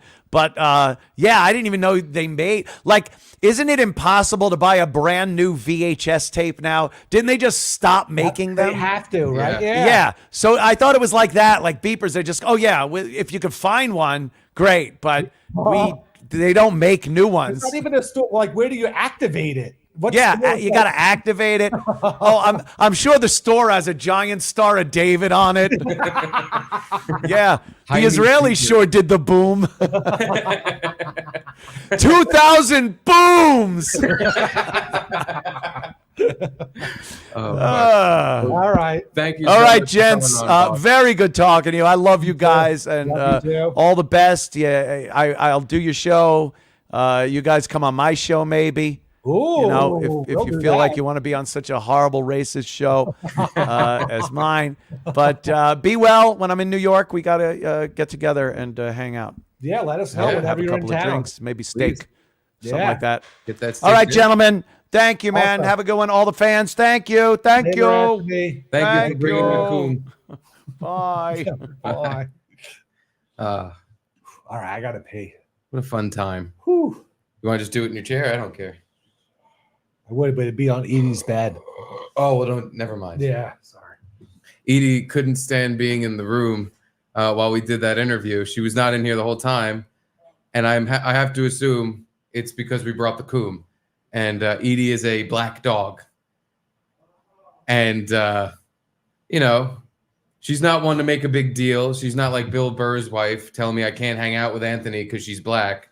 But I think, you know, she did the respectful thing and she's like, I'm going to just remove myself from the show. I don't want to be on while the most popular person on Black Twitter is on the Garrett and Steve program. So I respect Edie's decision. I wish she hadn't done that. It kind of made me look like a fool. There were several times during that interview where I was hoping I could pull her up on screen and say, hey, Anthony, look at my dog. I love her. Her and the kid are pretty much what I got going on. How about you? And, you know, that spurns on all kinds of fun conversation. But while we wait for Garrett to take his penis, she literally walked right in as I was saying that. You would call Edie a black dog? She's a black dog. That's a black dog. Really? I called her N dog once, and Caitlin got really mad. Yeah, she's a brown dog. That's a black dog, Garrett. It shows up on camera black. She has She looks brown on camera. She has like brown undertones, but that's a black dog. Like her roots are brown in the sunshine and in these lights. She looks kind of brown, like, but she in plain daylight. That's a black dog. I'm trying to defend you, Edie, but no. She doesn't need to be defended. She's black and proud. Again, she removed herself from that interview because she didn't want to make a big fuss. Good point. She's just like, listen, I know you love this guy. I'm not going to tell you not to have him on. I'm just not going to be in the room for it. I'm not participating in this interview. That's what she said. She walked away, and I said, I respect your decision. I wish you'd make a different decision, but I respect the one you made. But yeah, you're welcome. We brought the coom. Yeah, that was a good one. Yeah, we still got some time, so which is perfect because we have some boof boys that need some attention and some super chats that need some attention. Yeah. Gabe, I'm sorry I didn't get to this before, but I was literally about to interrupt Anthony and be like, hold on. Yeah. Shut up, man. It's a funny super chat. There's another pink one. Shut the fuck up. And he said, great to see Garrett on the show because when Holocaust said, great to see Ann on the show. So he was sticking up for you. Very nice. Isolino R. Anyone have a good kid-friendly joke for my kids? I got to be able to think of one. I got to have a load of these for when Charlie gets older. I need to have like a bunch on deck. Are you...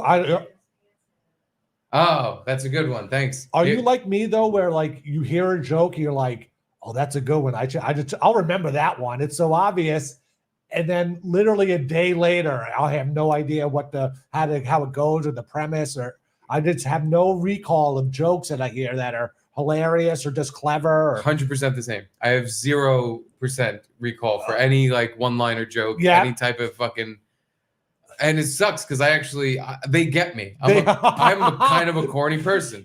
A one-liner, like the one that you get on a popsicle stick, can actually not make me laugh, but I like it. Yeah, like I like looking at it. Yeah, you know exactly, what I mean? yeah. I don't think I've ever actually chuckled or even given a giggle to a shitty joke like that. But you're like, huh?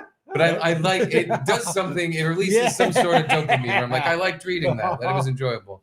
Caitlin said the Mario joke, which is what are Mario's pants made of? What are Mario's pants made of? Louis jeans. It's better. It's better than the answer. Louis jeans. No, unfortunately. Mario's pants are made of denim. But that's the perfect example of a joke that you hear and you're like, oh, all right, whenever I get, I'm in some Mario conversation, I'll be able to say that just to be a side chuckle or whatever. And then, never happens. Never happens. I never remember it. I just had to be told it through a doorway just to think of it. Denim. Another one, here's one I thought of, but again, it's not even mine. It's my friend Larry from years ago. He said this is a good way to stoke up conversation with a girl at a bar or something. Is it, how much does a polar bear weigh? How much does a polar bear weigh? I don't know. How much? Enough to break the ice. Supposedly, according to him. Oh my God. I got to do chills. I can't imagine going up to a girl and saying that. According to Larry, the girls wouldn't shrivel up through their vagina and turn into a ball and escape through the atmosphere. They'd find that clever? According to him. Possibly. Larry also, good point, Caitlin from the hallway. Larry never got laid, so I guess it actually wasn't a good one. Wait, Larry's a virgin? No, he's not a virgin. Oh, okay. Yeah, no. But it never worked for him. He was not a player. He was not a I fuck a lot of girls guy. He was that kind of joke guy, I guess.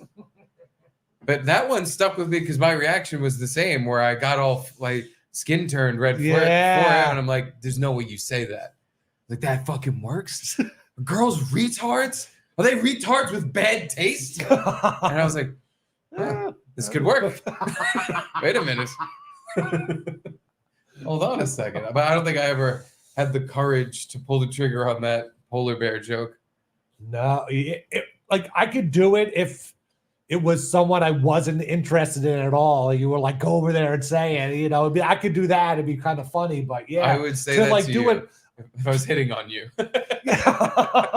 But to actually do it to someone you like, it's like, why do you want that to be your first icebreaker? To be like, here's this horribly corny joke, but I guess it's gets super their attention. Clever. It's a popsicle stick joke. I guess. Fuck. There's one with you can't tune a piano and tune a fish. There's one of those, but other than that, I'm already all out of jokes. Yeah, I don't know. Now, do you think Isolino was doing that as a joke at Anthony? Because it's good kid. Because he said kids twice, really pounding the kid part down. But Anthony, if we asked Anthony, he would have had 50 of them. Kid-friendly jokes. I think that would have proved his point. Yeah, he has them on the ready for whenever he's dating someone. He's taking someone out on a date. Yeah, I think that was his point. But Isolino, I hope that answered your question in some way. The Shuli Network. You hear we have to change Uncle Rico name because of ISO? Oh, wait a minute. I see what they did. This was a two-parter. ISO's the pedophile that worked at the Shuli Network. Yeah. And That's now, the Shuli Network, though, or they just use that as their name? I don't know. Well, I don't think this is the real pedophile from the Shuli Network. So I would doubt that this is the real Shuli Network. Okay. Following up on that was said ISO? Yeah, this guy's name was Isolino. Oh, I got you. Yeah. I like what they did here. This was a multi-tiered super chat they threw in.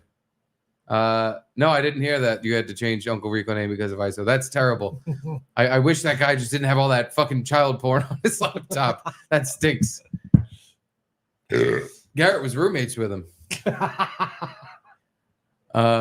Just kidding. $5 beer. Chat wants you to kick Edie. She wasn't here. Sorry. We kicked her figuratively. We kicked her with our racist guest who made her feel unwelcome in her own home because she's a black dog.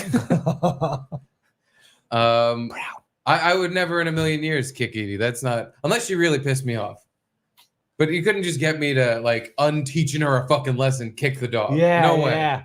Never in a million years. My dad, who never hurt a dog or did anything, but one time he like lost a bet. Oh boy. And he got up, he like kicked the dog. I couldn't believe Holy it as a shit. kid. Yeah. Dude, we had like a bulldog. It was kind of a sturdy dog, I'm sure. And it wasn't like he kicked It's it a sturdy dog. and it went You across take a the kick.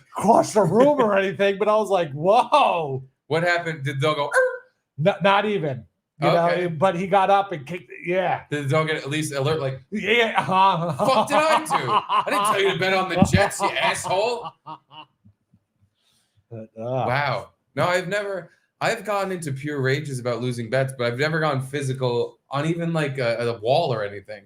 I just get this like extremely sour, like I'm melting feeling. Like I'm completely ashamed. I'm completely a fucking loser. Yeah. Can't believe I made that bet. What was I thinking? I'm Yeah, an idiot. yeah. I turn it all inward and I want to fucking like shoot myself in the head. But I don't get like rage like I'm gonna fucking kill someone. I'll yell at the TV when my bet's getting blown. Yeah. And I'll fucking scream and wake the neighbors up. But I won't ever get like violent, like hit it, because I've gotten punch a wall mad at shit.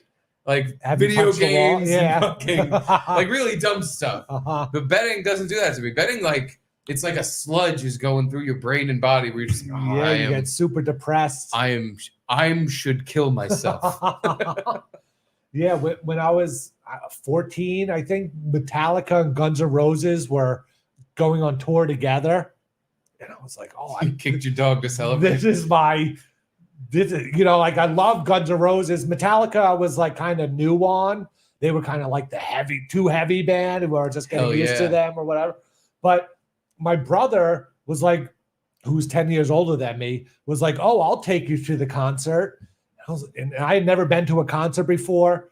And then my dad stepped in and was like, "Nope, you're not going to the concert." Because as I said before, like my brother got caught smoking weed in school. So my dad knew he was a weed smoker. And I was like Mr. Goody Two Shoes at the time. And I guess he was just trying to protect me and didn't want me to go. And I punched a hole in the wall of my room because I was so mad. But yeah, that's the only time I've ever damaged a wall. Teenage angst punch. I want to go to concert, Dad. Come on, now you let me go. That's look how bad I am. By the way, do we all punch holes in the wall because we heard of someone else punching a hole in their wall? Because I don't think I'd ever think to actually do that, except for I've seen other people do it. Yeah. And I'm like, yeah, it's a good way to display my rage. And who knows where the stud is either? Like you could just punch, fucking break a hand. Which would be good. I almost broke my hand on a bus station. It was like a bus pole. Sign. Yeah. It was the square box around the pole. So I thought like it had some give to it and I could really fucking give it away. Like with the timetable on it, that Yes, box, yeah. that rectangular box that's around the pole. Yeah. Not realizing it's literally just a thin sheet of plastic that goes over this solid metal pole. And I crow hopped. I literally jumped through the air. I was drunk on juice, the Four Loko knockoff, when I had the caffeine. And I wasn't even mad. I was literally having a good night, and I was just like, yeah! And I fucking jumped through my full body weight into this punch, and just I hear ding, and I was like, dude, my hand went like numb. It was it swell up and everything. Some of the most pain I've ever felt in my knuckle. In my center knuckle, it's still bigger than the left one, like to this day, because it blew up and never really went down. I probably broke something, but I think it's you're gonna get arthritis in that hand when you're older. Yeah, it's right in the middle. I'm not gonna be able to flip people off. But when I used to walk my dog, that was a half beagle, half bulldog, and it was just so stubborn and slow on walks, where it would just sit down or not move, and you try to walk and it'd be walking so slow. And I never kicked it, but I would have visions in my head of like, oh my God, it'd be so awesome to kick this dog so fucking hard right now. Just fucking move. But yeah, I never did. I hate to agree on that point, but because I still have my dog, Edie will occasionally be pulling me. And I'm like, yo, you're not a puller. But she'll all the time, like out of nowhere, she'll just be like, no, I want to sniff right here. And I let it go. But then every time I let it go, she fucking will do it 4 more times, and I'll just be walking, and then she's like jerking me. Yeah. She's not even stopping. She's going backwards. And I never touch her. I just go, come on, stop doing that. But in my head, I'm like, what if I just fucking punched you as hard as I could right in the fucking ribs? Then you think you'd be yanking on the fucking leash? Because I don't think you would be. It like satiates my mind just to think about it. Like, oh, it'd be so nice to just turn around and kick you in the ribs right now. Just grit my teeth for a second while I think about just like I could literally clear the street. Yes. I could kick you so hard you'd fucking fly through the air. So horribly guilty and horrendous after I did. Oh yeah. But the feeling of the instant of doing it, yeah. No, the second, literally, while your foot is still extended and you hear the, you would feel like you should literally kill you. Yes. Like you're the worst person in the world. There's no way. Because I've accidentally like stepped on Edie's paw and she's made that noise, and I feel like, oh my god, oh my god, I'm so sorry. Are you okay? Did I break anything? Do I have to take you to the vet? Oh my god. If I actually on purpose with full force kicked her, I'd probably be crying. I'd be like, what? Like every guy you see in a drama where he beats his girlfriend and he's like, I'm so sorry. I didn't mean it. There's a lot going on right now. I'm so fucking sorry. That would be me if I kicked my dog. The one mistake I did make was telling Jamie, my wife, that I thought about that. Oh, I'm sure I'm going to hear it from this. Yeah, and she did not like that I even thought about that. She was like, what? Why would you think it? She didn't get it at all. Like how it was some sort of cathartic release mentally. Come on. Like the dog's never bugged you. Oh, they test you. They see if they can bug you. Well, anywho, gotta read these chats so we can booth our boys. Or maybe we should booth our boys and then read the rest of the chats. I think that's putting our priorities straight. Because, by the way, Anthony mentioned how he wouldn't double rape his subscribers by having them do super chats too. And I was like, oh, that's what we do. Whoops. But no, I want to focus more on the Patreon. Even though the super chats are sweet, I love super chats, but the Patreon people deserve our full 100% attention. Mm-hmm. And they get it though. No, a lot of attention, yeah. But you too could be a booth boy for our $25 tier. Salesman Garrett. I gotta save that picture. I was gonna pull it up when you were talking to Anthony about our Patreon. I was like, oh, Anthony, have you met Salesman Garrett? I don't think Salesman Garrett worked at Compound. No, but I saw the numbers and I was like, we got a lot more people watching today. I might as well at least plug our shit. We didn't even plug Anthony. We didn't even say catch him on Compound Censor. Well, that's, for us, I think that's fine. Just make sure I can read his name. Oh, no, we did that yesterday. Never mind. Ooh, here's a question from a board member who is Justice for Garrett, #1 fan of the Andritsmeister. Yeah. Justice for Garrett asks, if it's possible and doesn't break any rules, can I get the top row on the plaque? Top right spot would make my day. I tried to plan for it, but never knew when exactly to join. Well, Justice for Garrett, just DM me what you want the part of the plaque to say. If you want to say Justice for Garrett or something else. And 29, 30, 31, 32, 33, 34, 35, 36, 37. Number 37. Gino's lucky number. Is that real? Yeah. You don't know that? How is 37 a lucky? We've gone through this. Actually, now that you said that out loud, I remember this. No, how can I remember such a shitty number? And why is that his favorite number? Why do you remember it? Is what's bothering me the most. He himself should forget what his favorite number is because it's such a dipshit number. Like I don't remember jokes. Numbers for some reason like stick in my head, and I always remembered if you ask people to pick a number from either 1 to 100 or 1 to 50, most people will say 37. What? Really? Yeah. I think it's from 1 to 50. Most people will say 37. It's not like over 50% of the people, but the majority of people will say 37. I think that is your autism. That is 100%. You're like a numbers autism guy. I only have one number memorized, and we all know what it is. 5280. I don't remember it. 5280. 2580. Wait, what number are you trying to say? The Monopoly number. Yeah. No, that's not even close. 2580. The total amount of money in a Monopoly set, the original set, is $20,580. Yeah, that's what I said. 2580. 20. Oh, 20. Yeah, your numbers. Okay, I got it. Okay. Yeah. I'm sorry. Why did I question the math man? I said it wrong at first, though. I said 52. You did. Yeah. But the second number was right. I just heard it as 2,500, not 20,000. I had to be an anal faggot about Monopoly. So it's just welcome to playing with me. That's kind of how it goes. But yeah, Justice for Garrett. Here's what you do to get that to happen. Be the first guy to ask, like you were, and now you're there in that one spot that exists for you. But in fairness to the rest of the board members, they can buy you out of that spot.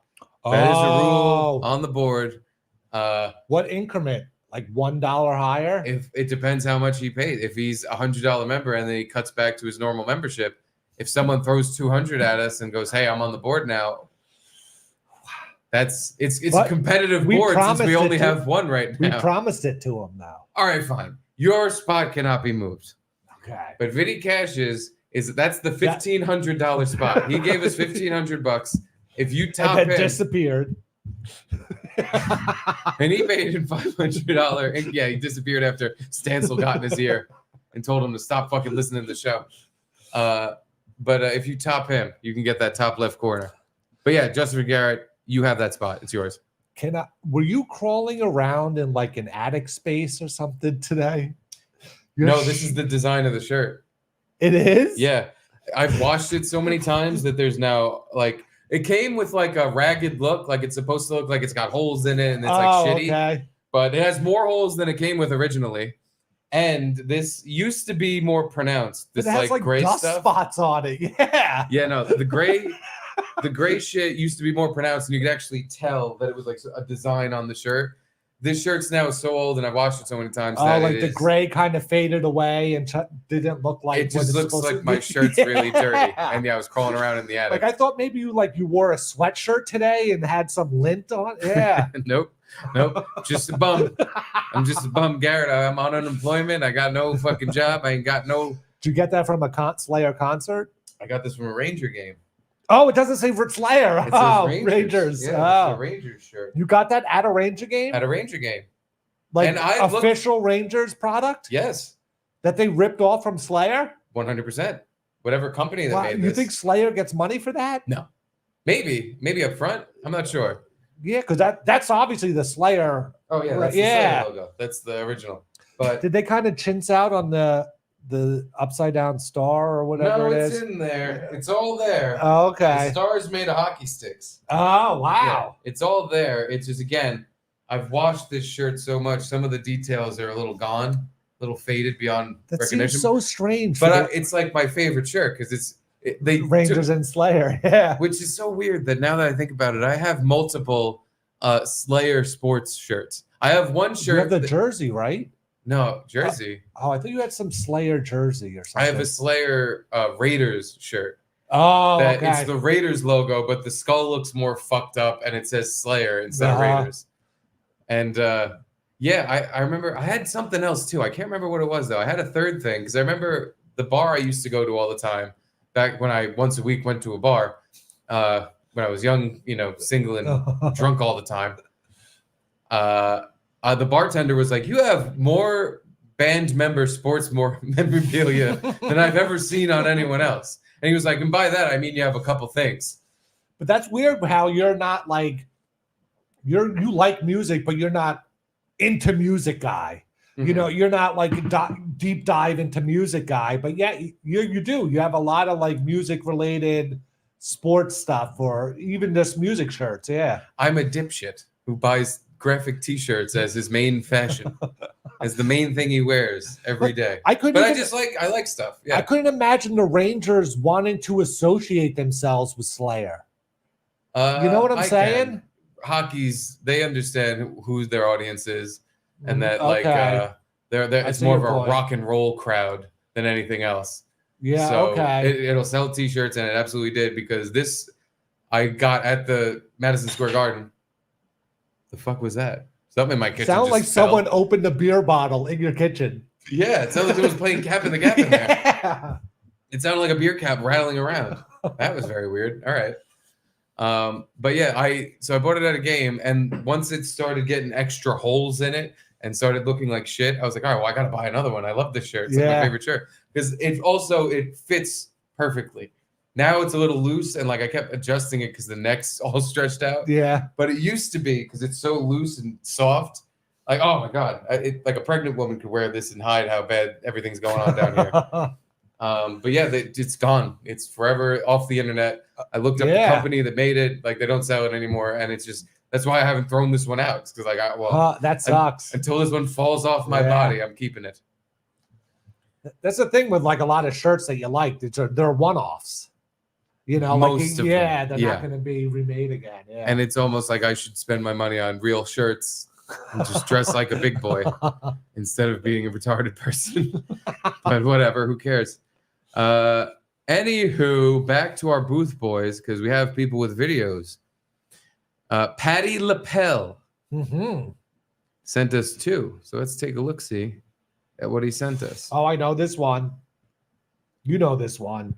I know like the meme video that I'm immediately seeing, but I don't know. This is a Quantum Leap video that I didn't watch it yet, but it just looks so familiar. I know exactly which yeah, this is Am I Retarded? Yeah. Yeah. POV, you're hungover? Looking at an 8-leg parlay you crafted up last night with the boys.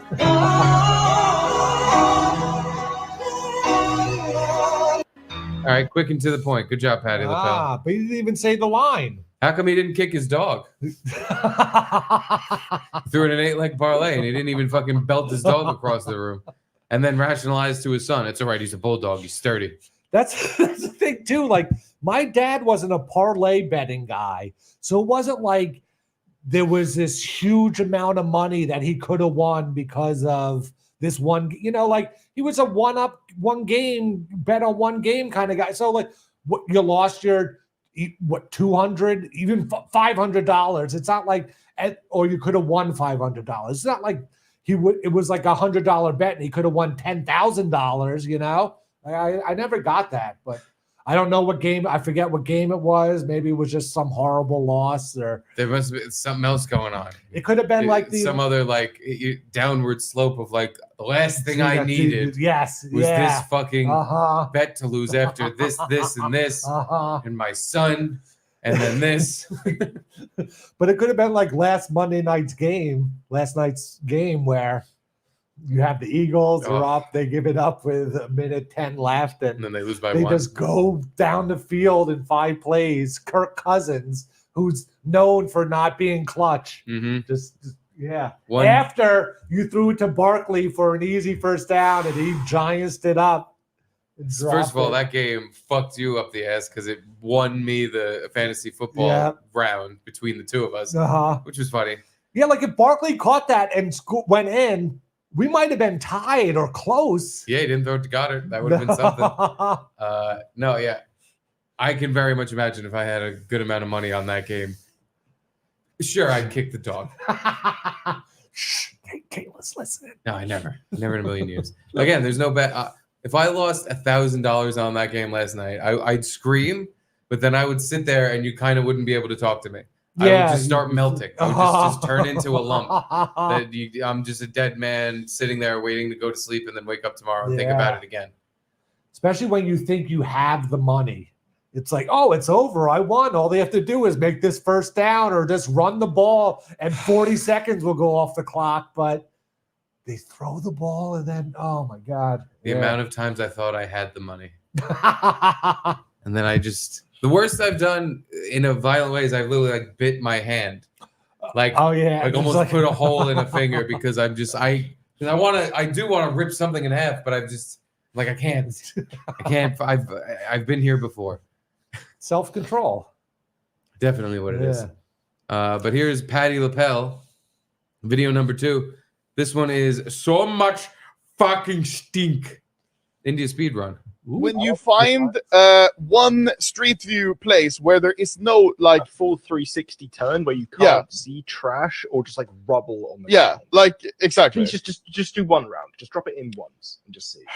Where? Oh my God! Anywhere in India. I've seen this before, not with these people though. I've seen a different video like this. It's delayed.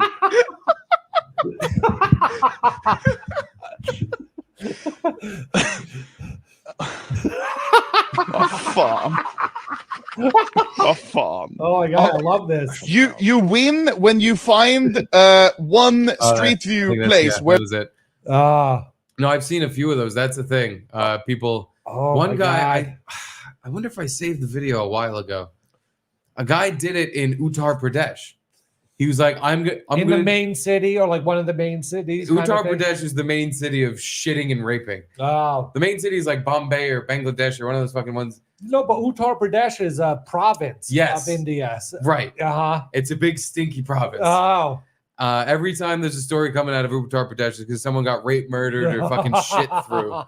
Like it's the India's projects. But there was a guy who's like, I'm gonna throw 5 of the little guys into Uttar Pradesh just to see. I bet one of them comes back, good. Fuck. I wonder if I didn't save it. I could have swore I saved it. Well, anywho, basically to spoil the video, since I don't think I actually have it, all 5 things he dropped were bad. Trash, It was like they literally got worse as he kept doing it, and you kept expecting like, all right, well, this one's just gonna be like a building or something, and it just turned into more and more until I swear to God, one of them had a guy shitting in the Google Street View. There was a guy like shitting on the floor, and it was just like, oh my God, fuck, I can't find the fucking video. So people know what I'm talking about because it was on Twitter. Like it was like it got a ton of views. Well, it's in your algorithm. Yeah. Well, maybe stink algorithm. Yeah. The Steve Stink algorithm. It might have just been for me, but it was very fucking funny. They just had the GeoGuessr tournament or championship. Do you know what that is? GeoGuessr? No. Oh, like people, I want to say yes. We played this. Yeah. We played this with Gino. With Gino, yeah. They're sent like a picture or whatever, and then they have to figure out where that picture is from. And it's amazing what these people do. It's just like it looks kind of like a road on the beach, and they know, they don't get the exact spot, but they know what country it's in somehow from the plants or whatever it is. Yeah. And I've watched this guy. He does like redemption things where like some person's mom who died. They found a picture of her and they're like, where is she? And it's not like a descript picture or anything like that. And in 15 minutes, he'll like just start, I think this is like Brazil. And then it looks like it's more toward the coast of Brazil. And to start looking around, and all of a sudden on the street view, he just finds the exact angle where the person was. It's insane. I don't know, what skill this has to do with anything, but it's just fun. Yeah, it's amazing I don't know if I'd want to meet or not want to meet the guy who could do that with the India ones. I know exactly that street. But that's what I was going to say. Like, I've never seen a picture of India. I have watched a bunch of these videos. I've never seen a picture of India come up. It would probably be too obvious, recognizable. There's a guy fucking a goat while someone shits on it, and there's just trash everywhere. And it's like, oh, that's got to be. Oh, I don't know. Is that Sweden? Is that it might be Iceland. I can't tell. All I want to do now is play Street View India. Just drop my guy in and look around. We should do that tomorrow when we have a little bit more time. And we're going to, I guess, do the rest of our booth boys tomorrow. Cool. Other than this one. Nathan, an old video, but still gold. Cheery, civilized interaction at night in London. I think I know exactly what video this is. He also says, booth boys for life, boys. Thank you, boys. But let's see. I think I know exactly what video this is, and it is a good one. Only in fucking Stratford you see someone shitting in the fucking phone box. Only in fucking Stratford. Oh, no. Fuck. Yo, it's not a fucking toilet. It's not a toilet, love. Fuck off. Fucking him in the toilet wiping your ass in the toilet. You look how it working. I'll fucking sling you out of there. You shitting in the fucking thing.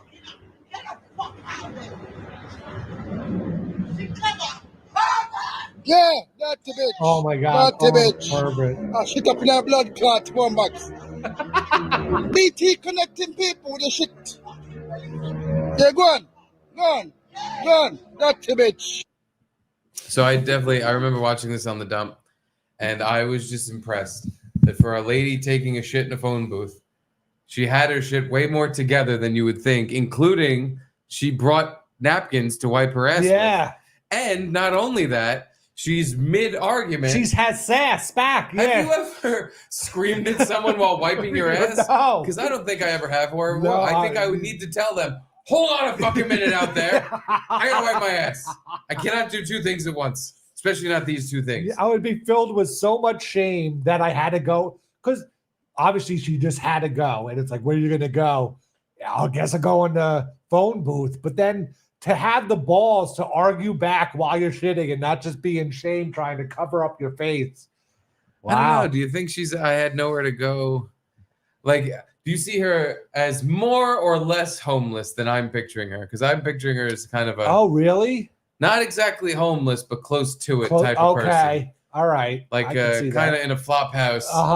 She lives at a friend's house or kind of shitty, doesn't have a job. They have friends over and they don't want her there, so she has nowhere else to go. The type of person that would defecate in a phone booth. Kind of a piece of shit. But I could see myself doing that where like you gotta shit and there's nowhere to go. Like, what do you do? There was once upon a time where I would think that's a crazy statement. But as I am getting more diarrhea prone and more I fucking have 2 bites of Indian food and I'm in the bathroom vomiting out of my asshole. There was like a week or two ago, I was driving home from, I don't even remember. I think it was the restaurant me and Caitlin went to. And it was like a half-hour drive or so from like the movie theater or something. And within 5 minutes of getting in the car and driving out, I had the bubble guts bad. And I'm like, I might have to like pull over and just like shit on a sidewalk. Because I'm not shitting in the car. But I have to go. It feels like my body's about to not give me a choice on whether or not I'm shitting. It feels like I'm shitting. But then my guts did that groan thing where it went, and it subsided for a little while enough to get home. I was able to get home and then run to the bathroom and fucking just explode. Were you like, Caitlin, I'll park the car, but I'm just getting out and running to the door kind of thing? I might have done that, or this might have been the day where we walked in the house. And yeah, you know what it was? We didn't leave directly from the movies. We picked up Charlie because we dropped him off. We get him in the house. I literally stroller him into the living room, and I go, "Can you take him out of here? I gotta go." And I ran from the living room to the dining room. I literally ran in my house to go to the bathroom, and I fucking I peeled the paint off the walls. There was a period in my life when I worked at Sirius, I guess, so maybe 10, 15 years ago kind of thing, where it was a problem where I'd be out and just be like, I got a shit and there's nothing I can't hold it in or anything. Yeah. And there was a time where I shit myself going into work at Sirius. I think I've told that story, but then there was other times where I was like walking my dog and I had to call up Jamie and be like, can you meet me on the street and take the dog? Because I got to run back home. Like, it's no joke. I just couldn't hold it in. Yeah. But thankfully that kind of went away, or I don't know if I prepared myself better for it, where I just if I'm going out or something, I'll take a shit, or, if I feel any sort of inkling, I'll just go and take a shit because I don't want to be caught in that situation anymore. Until recently with this last episode where I had to sprint to the bathroom, I thought I had full control over my diarrhea. I know it's going to be diarrhea, and I can feel it churning around. But I'll hold it in until I'm ready. Yeah. I'm like, there's no urgency. I could wait an hour. I can sit here with this stew in my colon for over an hour and just be like, all right, now it's time to go. Yeah. And then all unholy hell comes out of my butt. But I'm like, this last one really put the fear of God in me, because I'm like, I almost shit in my brand new car. Yeah. I would have been, and I was wearing shorts. I would have been spraying mud all over the Hyundai if it went as bad as it felt like it was about to go. Yeah. And I haven't felt like, oh my God, I need to shit in public. I don't know if ever. I've shit my pants, but I've never been like, oh, I need to, this felt like a lot was coming and I needed to go somewhere right now and get it out. And it literally seemed like if I got out of the car, there would be no time to get into a building. Yeah. And go hey, can I use your bathroom? It would be, I jump out of the car and just have the door kind of blocking me and just start shitting on the floor like I am in Uttar Pradesh. It happened to me when we, Jamie and I and two friends went and got Indian food, and they were like, oh, come back to our place. And we get on the subway, and I'm on the subway and I'm like, oh my God, I gotta take a shit. I'm like, we got to get off at the next stop. And we get off and it's 14th Street, and that's where my friend works. And he's like, oh, there's a Starbucks right there. And this is kind of 8 o'clock at night, but I guess Starbucks was still open. And we get to the Starbucks and I'm like, oh, thank God. And there's a fucking line for the bathroom. And I'm like, oh, what the fuck? So we're like, there's a Toys R Us right up the block, not even a block, half a block north. We go out of the Starbucks and I'm walking to the Toys R Us, and there's an escalator up to the bathroom, and I'm like, oh God, and it just starts fucking coming out of my ass. And I'm like, oh, and I just riding up the escalator with underwear full of shit, get to the bathroom. My underwear is all shitty. I throw it out and clean up myself, go back to my friend's place. Wait a minute. Did you fire logs into your pants? It was just a mound of mud. So there's a possibility, by the way, it ran down your leg, got on the escalator, and now there's this infinite loop of Garrett poo on everyone's fucking shoes through the escalator. Because it gets in those seams in the escalator stairs, and there's infinite Garrett poop. Maybe. And then went back to his place, and he gave me a pair of his underwear to wear. It was so embarrassing. In front of his wife and everything. It was you borrowed another man's underwear?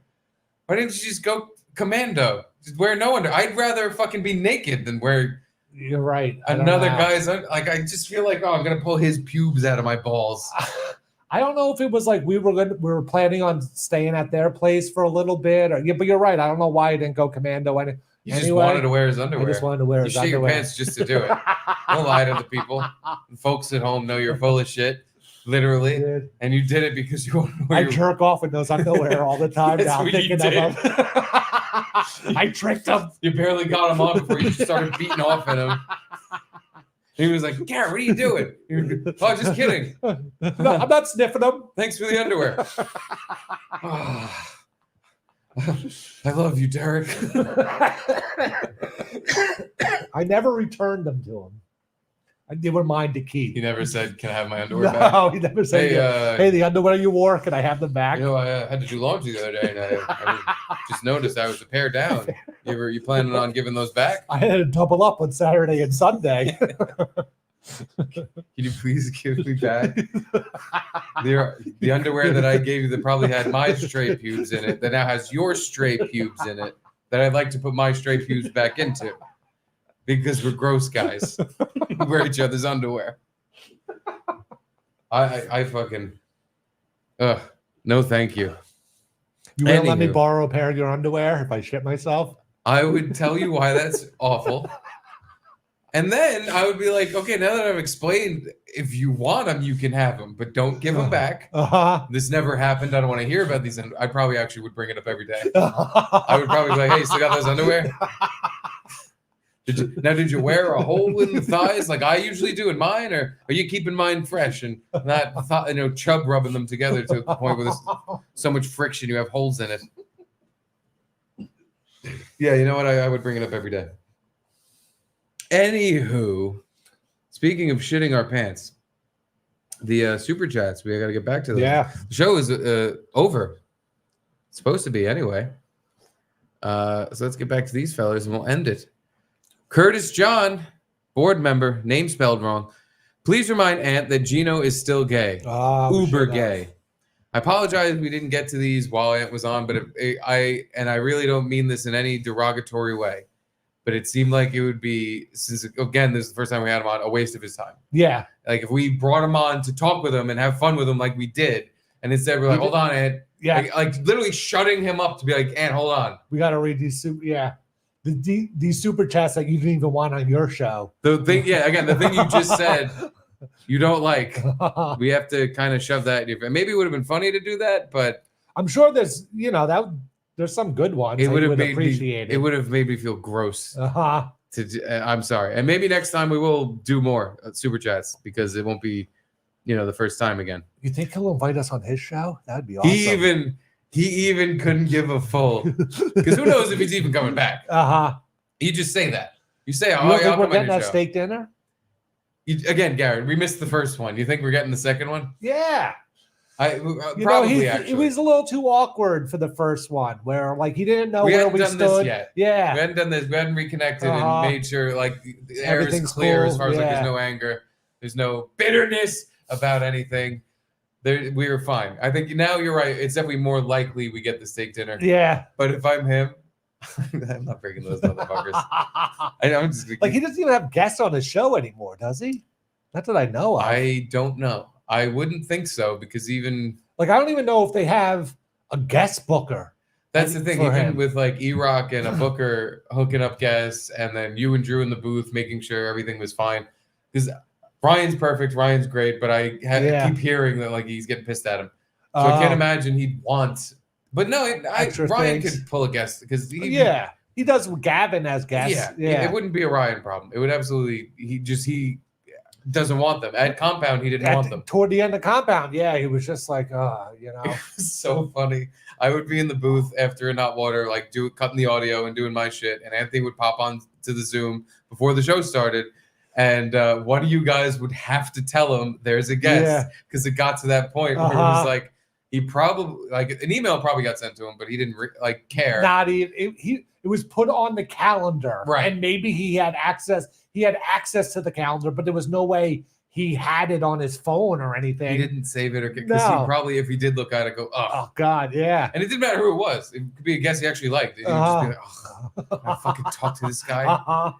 But yeah, every time he would pop on the Zoom before the show, and one of you would have to be like, hey, so Anthony, like Tom Cotter's on today, and he would just go, what? That was the example I was thinking of, but I was like, no, but Tom Cotter was actually one of the guests where he would be like, all right, I'll talk to Tom. Tom's cool. But that was the example I thought of. First too. guy that popped in my head. But yeah, he would be like, oh God, yeah. Really? Can we move him or cancel it? Every time. He was nice about it. He wasn't like, what the fuck? He was just like, let's not do that. Let's just not do that. And again, every time he did it, I was like, good. Sorry. I don't care who the guest was either. He he doesn't better. need a guest. Some Just- guests were good. It but- felt like, especially the more, we can't put this anywhere else but our own website, like explicit and Yes. racist and shit. The content He got. was so afraid of having someone get offended by a link he brought up or whatever. Yeah. Yeah, he wouldn't do it with us. Like today, he didn't do until I forced him, and I said, "Anthony, look at all these black people. Look what they're saying about whites. You like that shit? You like that? You think that's cool?" No, like he wouldn't do it because he doesn't want to fuck their lives up, fuck their careers up. But it felt like it was interrupting the show. It's like, oh, he's not going to do the end news today. The news. This is bullshit. Now I don't even know what he's going to like. All the time during his show, if there was a guest coming on, he'd be like, all right, we're going to get this out of the way before this guy comes on. Yeah. And it was always the funniest part of the show because it was him, raving and ranting about the blacks. Anywho, Melmo. They call him Boss. Well, we know the rest. Wait a minute. Is that We Bring the Boom? Is that we call him Boss? Or is it a different song? Yeah, I don't know. They call him Boss. Well, we know the rest. I don't know. See, now if I saw this one, I would have put this up because I was thinking of it the whole time, but I was like, I'll wait till the second. Johnny Claire. Just want to thank Gavin for letting and be here. There was a part of me that was like, how funny would it be if Anthony tells us, yeah, I'm going to come on and we boot this up and we open up the StreamYard and we just see Gavin's face sitting there. I considered for a second he might do that and it would be the funniest fucking thing in the world. Yeah. He just sent Gavin in. Was it weird or that we didn't bring up anything about that or no? I don't know. We were having too much fun and it would have been at least a little awkward. I did want to bring it up though, because it was. But one question I have is like, what the fuck was that? Yeah. Like, did you actually have no idea he was going to do that? And then how did not knowing? Like, you knew he was going to do it eventually. I guess you had to. That's the thing. I wish I'd asked. Yeah. Because I don't even mean it in a fuck you way. I'm genuinely like, what just the fuck? Curious. Yeah. Like, and like, you could have fired us it would have went smoother than the firing went. Yeah. Like we would have been like, hey man, thanks for having us. Like it would have been completely, but he doesn't like doing that kind of shit. He doesn't like conflict. He doesn't like confrontation. But I think it would have went way better if he himself was just like, hey guys, listen, I've been paying $50,000 every couple months just to keep this floating. And literally I'm paying so when I come to New York, I can get shots at the bar with Gino. At this point, this is what I'm paying for. Yeah. Because what else? Most of our shows were gone. Yeah. We had a couple left. Uh-huh. So he was literally doing it because it was fun. It wasn't like, if he's saying he was paying that much money just to keep it afloat, then it wasn't like a business where it was like, oh, I need to keep this company going because it's my livelihood. That's how I'm staying afloat. It was the opposite. He's perfectly afloat and he had this weird little hole that popped up in his ship. That's what my kind of question was about, where it was like, aside from firing us all and all that human resources stuff, but it was like, wasn't it a relief to just get rid of all that drama you were dealing with? Now you just like do your show and that's it. You don't think about anything else. It had to be a good relief for him. So yeah, you asked and you kind of asked like, how good did it feel to drop all our dead weight? But my main question that I didn't get to because we were having too much fun and I didn't want to it's time for me to make it weird. I've done that enough in my life. Things are going well. I'm just going to let it go well. But it was my one question was like, what was the actual plan? Because it didn't seem like, because that day Anthony had no idea that we were all getting fired. But Gavin had like the biggest idea about it, knew it was all going to happen and preparing everyone and for days. Everyone. We were hearing about this big meeting. And for those days we were hearing about the meeting, again, Anthony didn't hear anything about it. Yeah. Which is, again, that's weird to me that he wouldn't tell him any of that. I guess Gavin thought he was doing him a favor. It's like, hey, you won't even need to know about it. I'm just going to, it's like a mob hit. Like how everything gets compared to the Sopranos in this little world. Like Anthony told Gavin, I don't want to know when it's happening. I don't want to know anything about it. Just get it done. But I want to watch. But that's like in The Sopranos, though. No, it's like Tony says, I don't want to know anything about it. And then the people that are supposed to get killed go, "Hey, Tone, I'm meeting up with this guy, with you. Are you coming?" And then Tony has to be like, "Yeah, I'll be there, of course. Why would I miss this party? You got to show up. You all have to show up, so I'll be there." Fuck. I now know when he's doing it. But yeah, again, I just didn't want to make it awkward. And that's in reference to that super chat. This was definitely for Anthony from last set. Do you still talk to Nick DiPaolo? Yeah. Doesn't seem like it. I don't think they've crossed paths. Maybe they talk off the air. The thing is, when they would do the shows together, either it was our Zoom or Skype or Nick's Zoom and Skype, but it was worse than the Gavin Anthony shows with the timing and the cutting off. Everyone's audio would drop out if the other guy talked. I want to give us the credit that it was Nick's. Yeah. Because I remember sitting there with Drew, and the guy on the other side was clueless. A fucking mess. Yeah. Constantly. And Drew would have to like walk him through shit. And then, but like every producer does, the guy would get defensive and he would start saying, "No, it's on your end. It's on your end." And it's like, listen, guy, we have, especially with morning, we have like 10 Zooms a fucking day. Yeah. All of a sudden it doesn't work. I'm sorry, I don't buy it. It's something you're doing. And there were times where like Nick's camera wasn't showing him right. Like it was just the background is like weird shit would keep happening on his end. Yeah. And it's like, how can this be us? It's all on your end.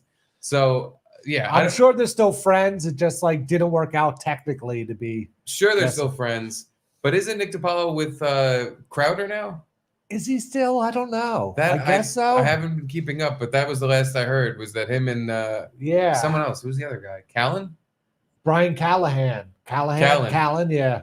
They were Crowder's new Dave Landau's. And all I know about Steve Crowder is he's kind of a fucking psychopath. So maybe he's like they're not allowed to talk to people. Yeah. Like, because like again, maybe they talk off the air. We would never know. But why he's asking this last set is because Nick DiPaolo and Anthony used to every week do a show together. Yeah. And what I'm saying is I think that Nick DiPaolo connection is cut from Crowder. Like that ain't happening anymore. Oh, okay, yeah. Yeah. Speaking of Dave Landau, we'll be on Normal World. Yes. October 3rd. Just got our email notification that we're going to Dallas. Yeah. Very exciting. It is. It was fun last time I did it. Dr. Bill Jiden. Damn it. But I'm glad, I'm not on with like Ryan Long this time, where it's like there's this comedian that's done 1,000 podcast guest spots and knows just knows the flow of, and then there I am just like, "Hey, Dave. Want to talk about video games?" Yeah. I just played the new Pac-Man re-release. So it'll be us, Dave, and Quarter Black Garrett and Angela. Yeah. It'll be a fun time. Now I can be the one that. But you'll get to see this Blaze Media. It's insane. I can't wait. I want to see what this 13-person crew looks like. And that's just for one show. Yeah. And there's 27 shows there, or there's so many different studio sets and going. Yeah, it's amazing what they have going on. I just can't imagine being on like a big team like that, because every time I had to do stuff in the studio, I at most had like Bobby helping me at most. Yeah. And on Fridays when I had to do the Milo show, when that was a thing, after Ryan quit, it was literally me by myself rearranging the entire studio with everything. I was the lighting guy. I was the fucking audio guy. I was the video guy. Yeah. I was the TriCaster tech. I was the best boy. I was the key grip. I did every little fucking thing. And I was like, there's no way this is normal. No. There's no way I should be moving desks and setting up camera. I should be specializing in one of these things and being very, very good at it. Instead of just Steve the Lunk who fucking moves all the shit around. But then you hear of Dave's show having 13 people working for it, and you're like, pussies. What a waste of money. What a bunch of pussies. Do that whole thing by myself. I had to for a fucking annoying gay guy. Very, very particular about his set. But no, actually, I'm looking forward to that too. I want to see how they do stuff and how professional it is. runs. But no, that's going to be a ton of fun. I'm very happy to be there. Yeah. So no, we don't still talk to Nick DiPaolo. We would love to though. I think Nick is fucking hysterical. I hate that people give him shit for being like how Anthony gets shit for being racist. It's like, who cares? He's too funny for that to matter. He's too fucking funny. You don't have to follow him on Twitter. You can just listen to him make jokes, and he's still one of the funniest people in the world. Yeah. But anywho, age of quarrel. Anthony. All right, we'll answer this for him. Anthony, would you consider doing Kevin Brennan's stream? No, he wouldn't. Once a week? Oh my God, no, he Once wouldn't. a week. That's insanity. He has chat on too much, and it's ruined the entire show. Hashtag save MLC. Hashtag Obi-Wan Cumia. Hashtag Great White Hope. I can't imagine a fucking world where Anthony burdens himself with that after unburdening himself from any, all the problems he did have. What may have been. Yeah. By what has been. But I could definitely see him doing a one-off on Brennan every 5 months or something like that. But not a weekly guest. As much grief as Kevin has given Anthony, I don't think he'll ever truly hate him. No. Kevin's another guy. He's just funny. Yeah. That's the way to a lot of people's hearts. Just be funny, and Kevin's that guy. But yeah, once a week, that's unless Kevin was willing to offer like $100 or something crazy like that. Yeah. Well, we have to split the super chats with him today, with Anthony. Oh, that's right. Yeah. All right, let's start begging. How funny would it be though if we sent him like $178? It was like for the super chats. Thanks, boss. Or how about if we sent him like $30 and went, thanks, boss. This is what you helped pull in.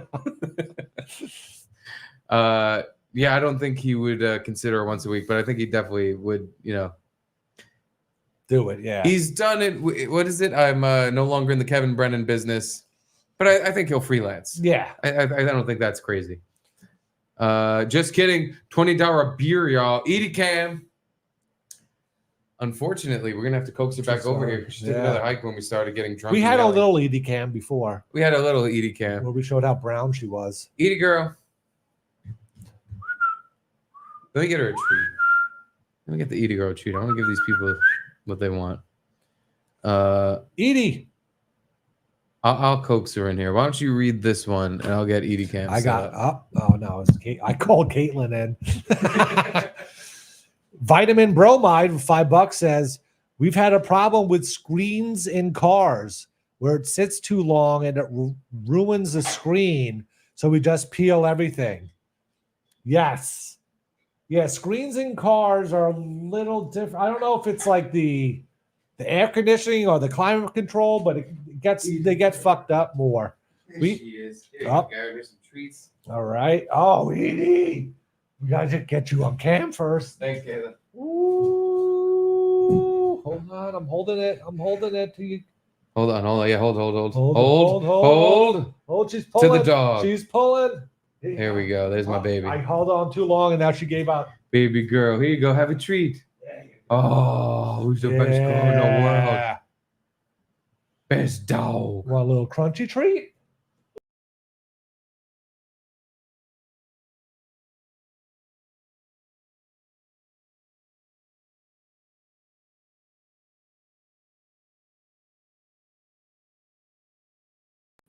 There we go.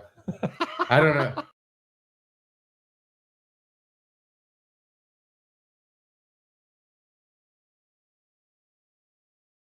I got like fucking dog treat grease on my hands, and every time I touch the mouse, it like auto goes back. I'm afraid to go down this list now. Please don't go back. Please don't go. There we go. Okay. Jesus, that was awful. Anywho, here she is. Edie girl.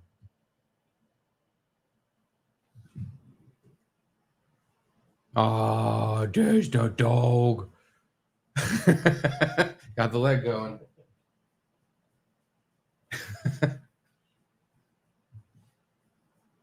She's so brown. I don't know what you guys are talking about. That is a black dog with brown accents. Garrett.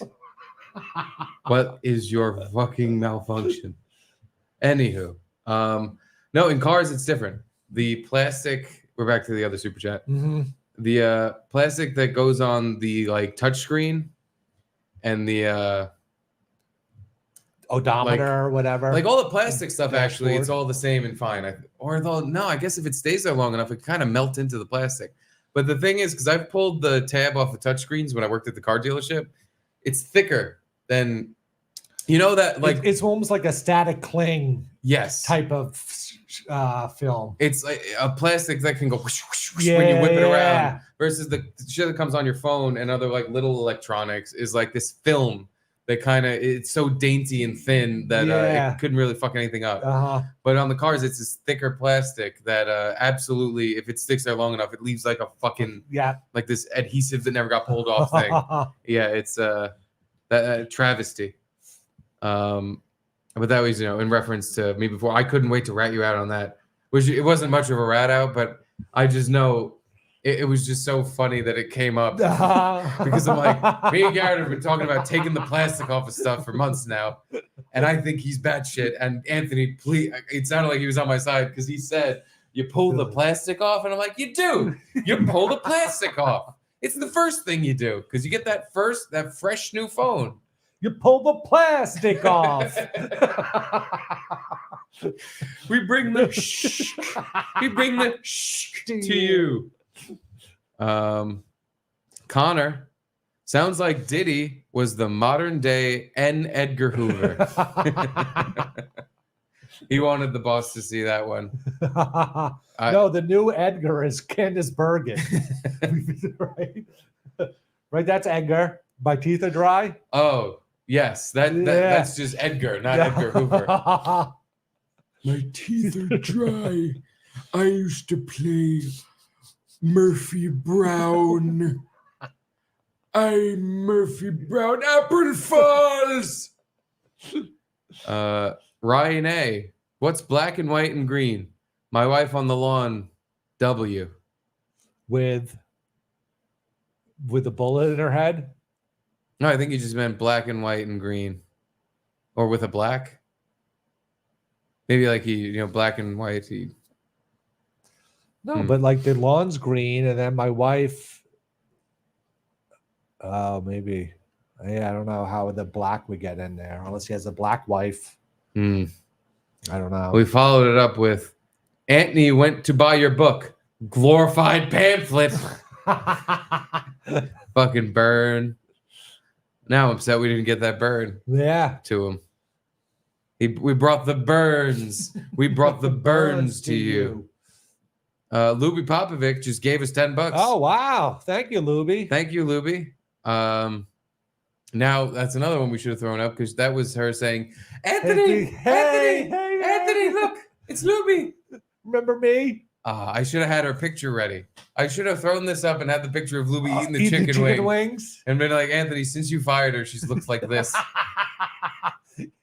Remember how hot Luby was? Now look at her. She's been making this face since you canned her. There's not enough time to pull it up. But you know what I'm talking about, folks at home. A filthy farmer. Super sticker. Well, that's appreciated. Thank you for your sticker. Hebe Kikeberger, a.k.a. Dead by Dawn. Yo, Beavis, you playing tonight? That's his Xbox screen name. Okay. Beavis Kills. I see. I didn't get to talk to him about video games. I wanted to forward that to him.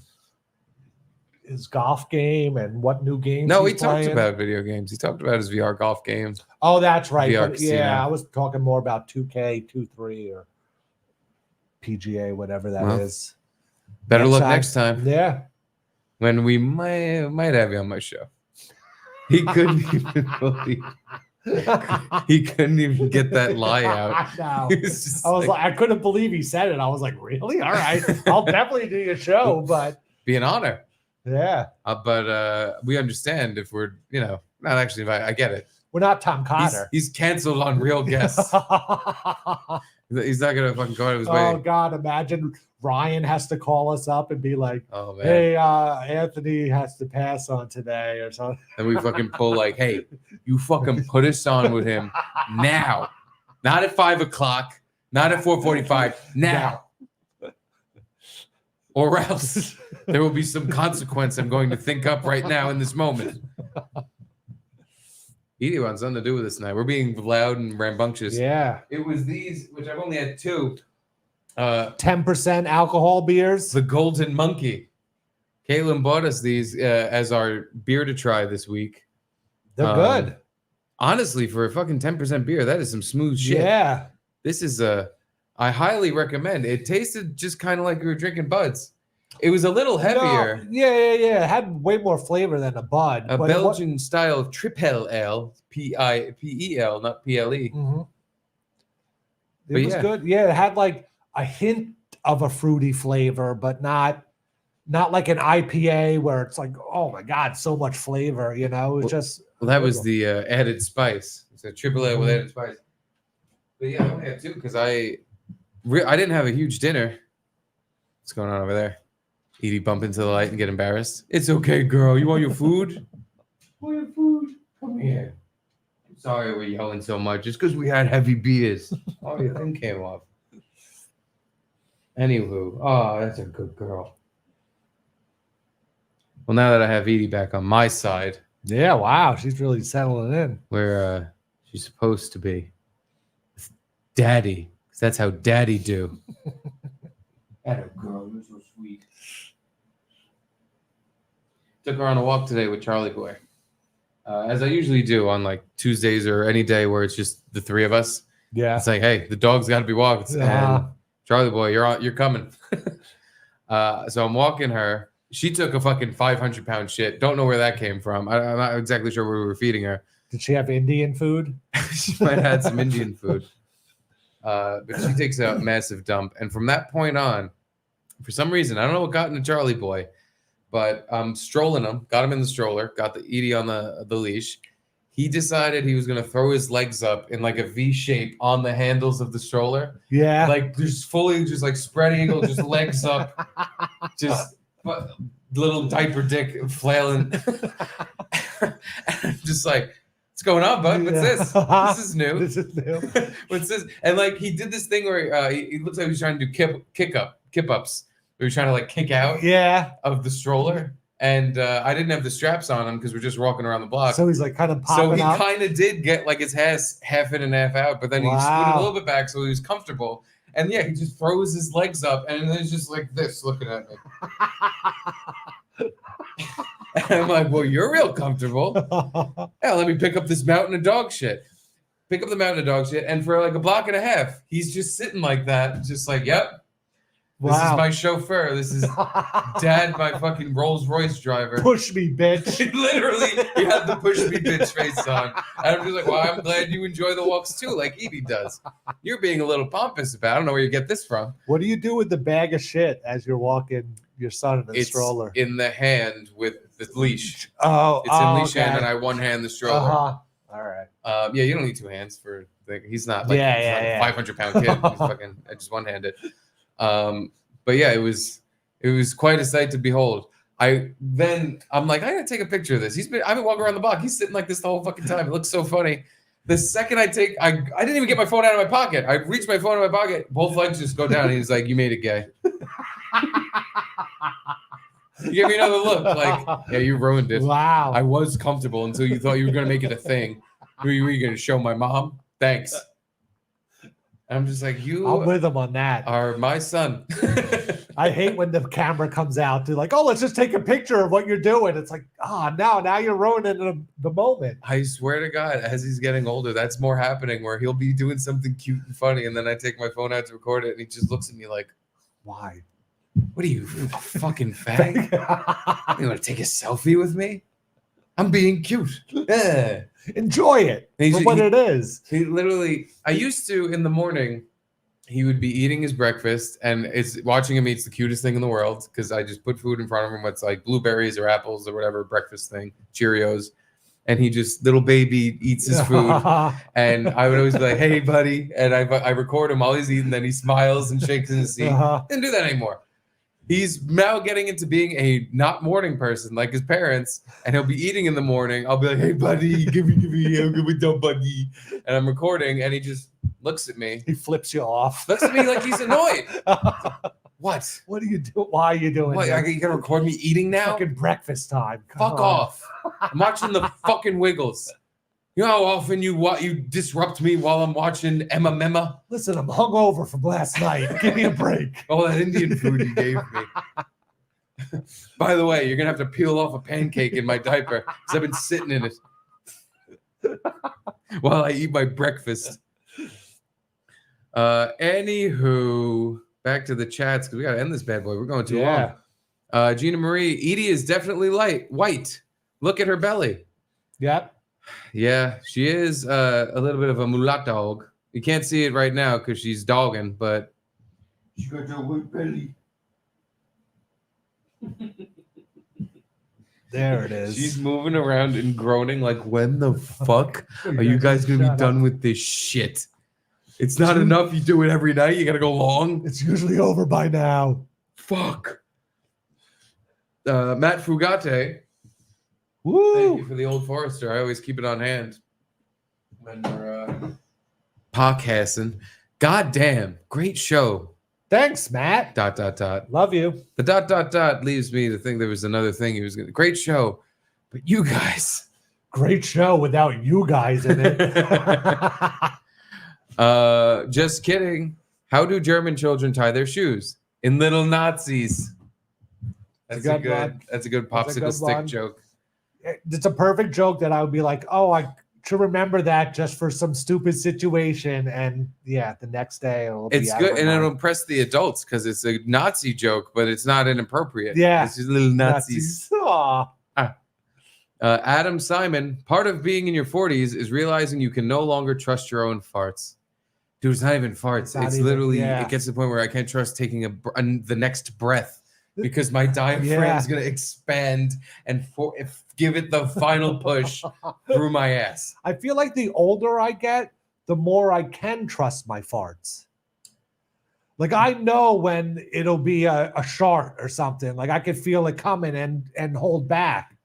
You say that. Yeah. But there have been times on this very show where both of us have been like, ooh, that was poop. true. But it never, there's never been a time where we were like, oh, that was a shit. Right. I've You always know? come back out of the bathroom like, Yep. safe and sound. And if anything, a little fucking like shit loogie got caught in my butt cheeks. But there was no touching cotton, no brown touched, gray, black, or any other color. But yeah, no, you both get more confident, and I know this is shit, and I know this isn't. But then when one slips by, you're just like, damn, Yeah. that one really It definitely got me. has happened sometimes. Yeah. Yeah, it's trickier. Everything gets trickier.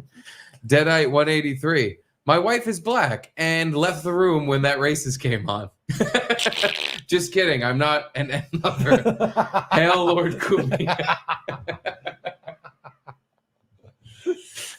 Can you imagine explaining to a black person what I just read and trying to get them to get it? Yeah, get it? No, yeah, N is for the N word.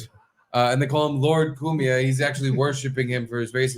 It's it's funny. It's funny. It's funny. We all get it. Yeah. we You had get to be it. there. You had to be there. No, I think if you were there, you might actually be way more uncomfortable. Just kidding. $20 beer. Super slice. Super slice.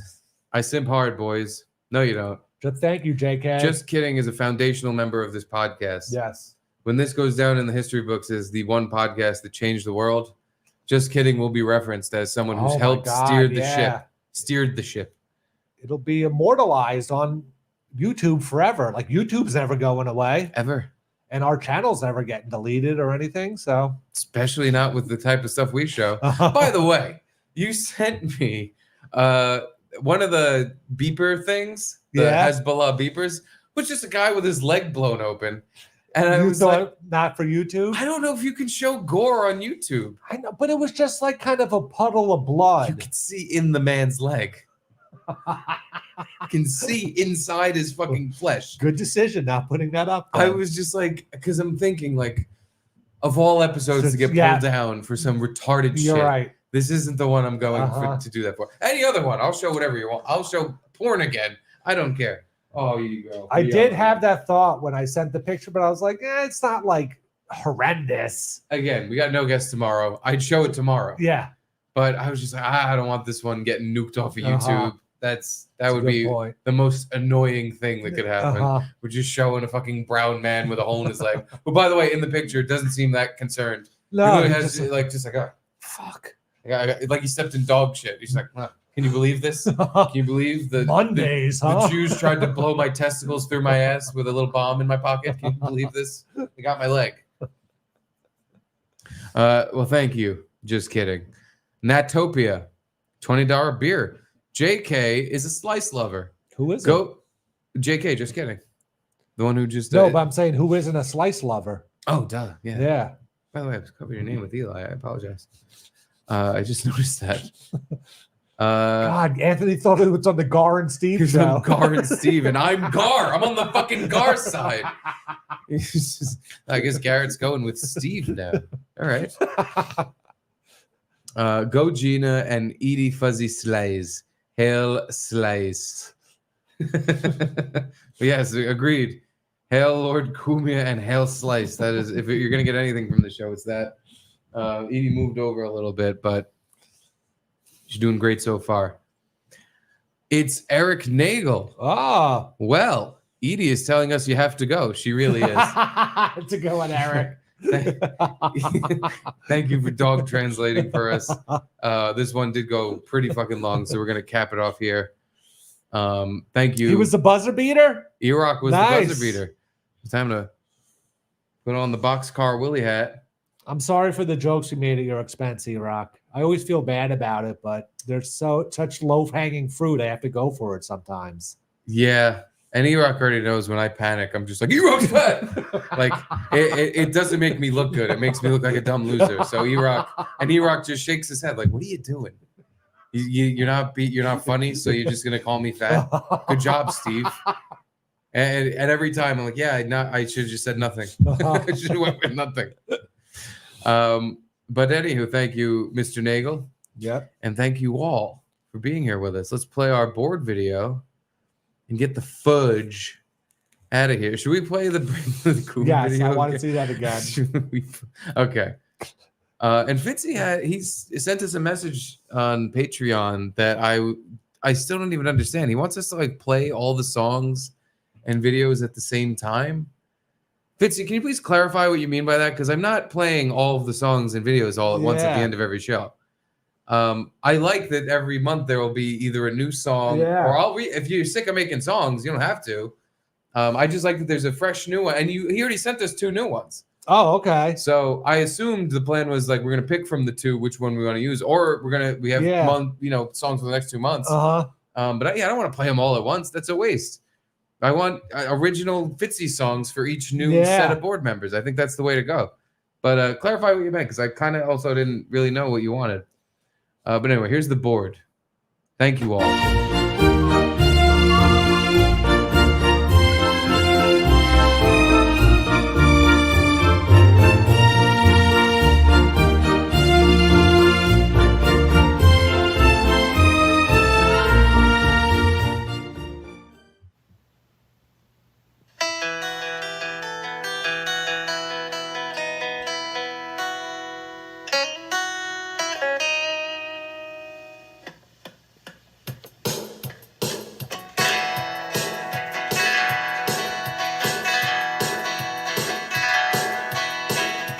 I see that wallpaper and my name on a plaque. No pictures on the wall, just a wooden spice rack. I see the caps for buy, sometimes a marshmallow. Put on that boxcar hat, read the super chats and go. Thanks for your $100, you're on the fucking plaque. The Garrett and Steve Club commemorative plaque.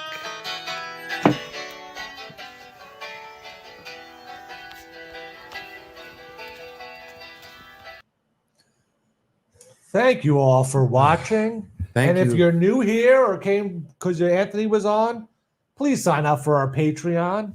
You know, we do 16 shows a week plus bonus content. Upper tiers, you get to send We do in 16 shows a week? a month. Jesus Christ! I was like, wait a minute.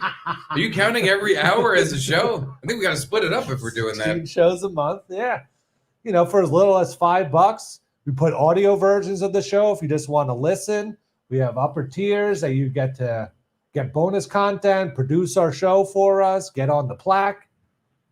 Please think about signing up if you're so generous. We bring the boom. We bring the boom. We bring the coom. We did. We brought the coom to you. We promised and we delivered. We brought the coom to you. Can we say it again? Of course, I can't. I can't not play that twice. I fucking saved in the StreamYard thing. And I'm gonna post it on Twitter now that we're done. I can't get enough of this. We bring the coom. That's what we do. We bring the coom. We bring the coom to you. We bring the coom. We bring the coom to everyone. We bring the coom. Your favorite father and son.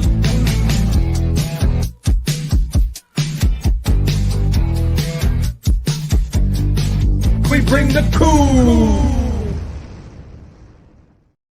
God damn it. It's perfect. Thank you, Five Fan. Thank you, Five Fan. He said something that first of all, he sends that video, which had me dying, but his email was also funny. He was just like, Anthony's going to fire you again or something. Oh yeah. He sends that video and he goes, he's so going to say he's glad he fired you guys after this. He kind of did it in some weird way. He was just like, what are you doing? And now that's, as perfect as it is, I regret that we didn't sit there and hash out lyrics. Oh God. Because we were starting to do it, but the only thing I can come up with is like, we bring the cool and here That was blacks ruining society. Exactly.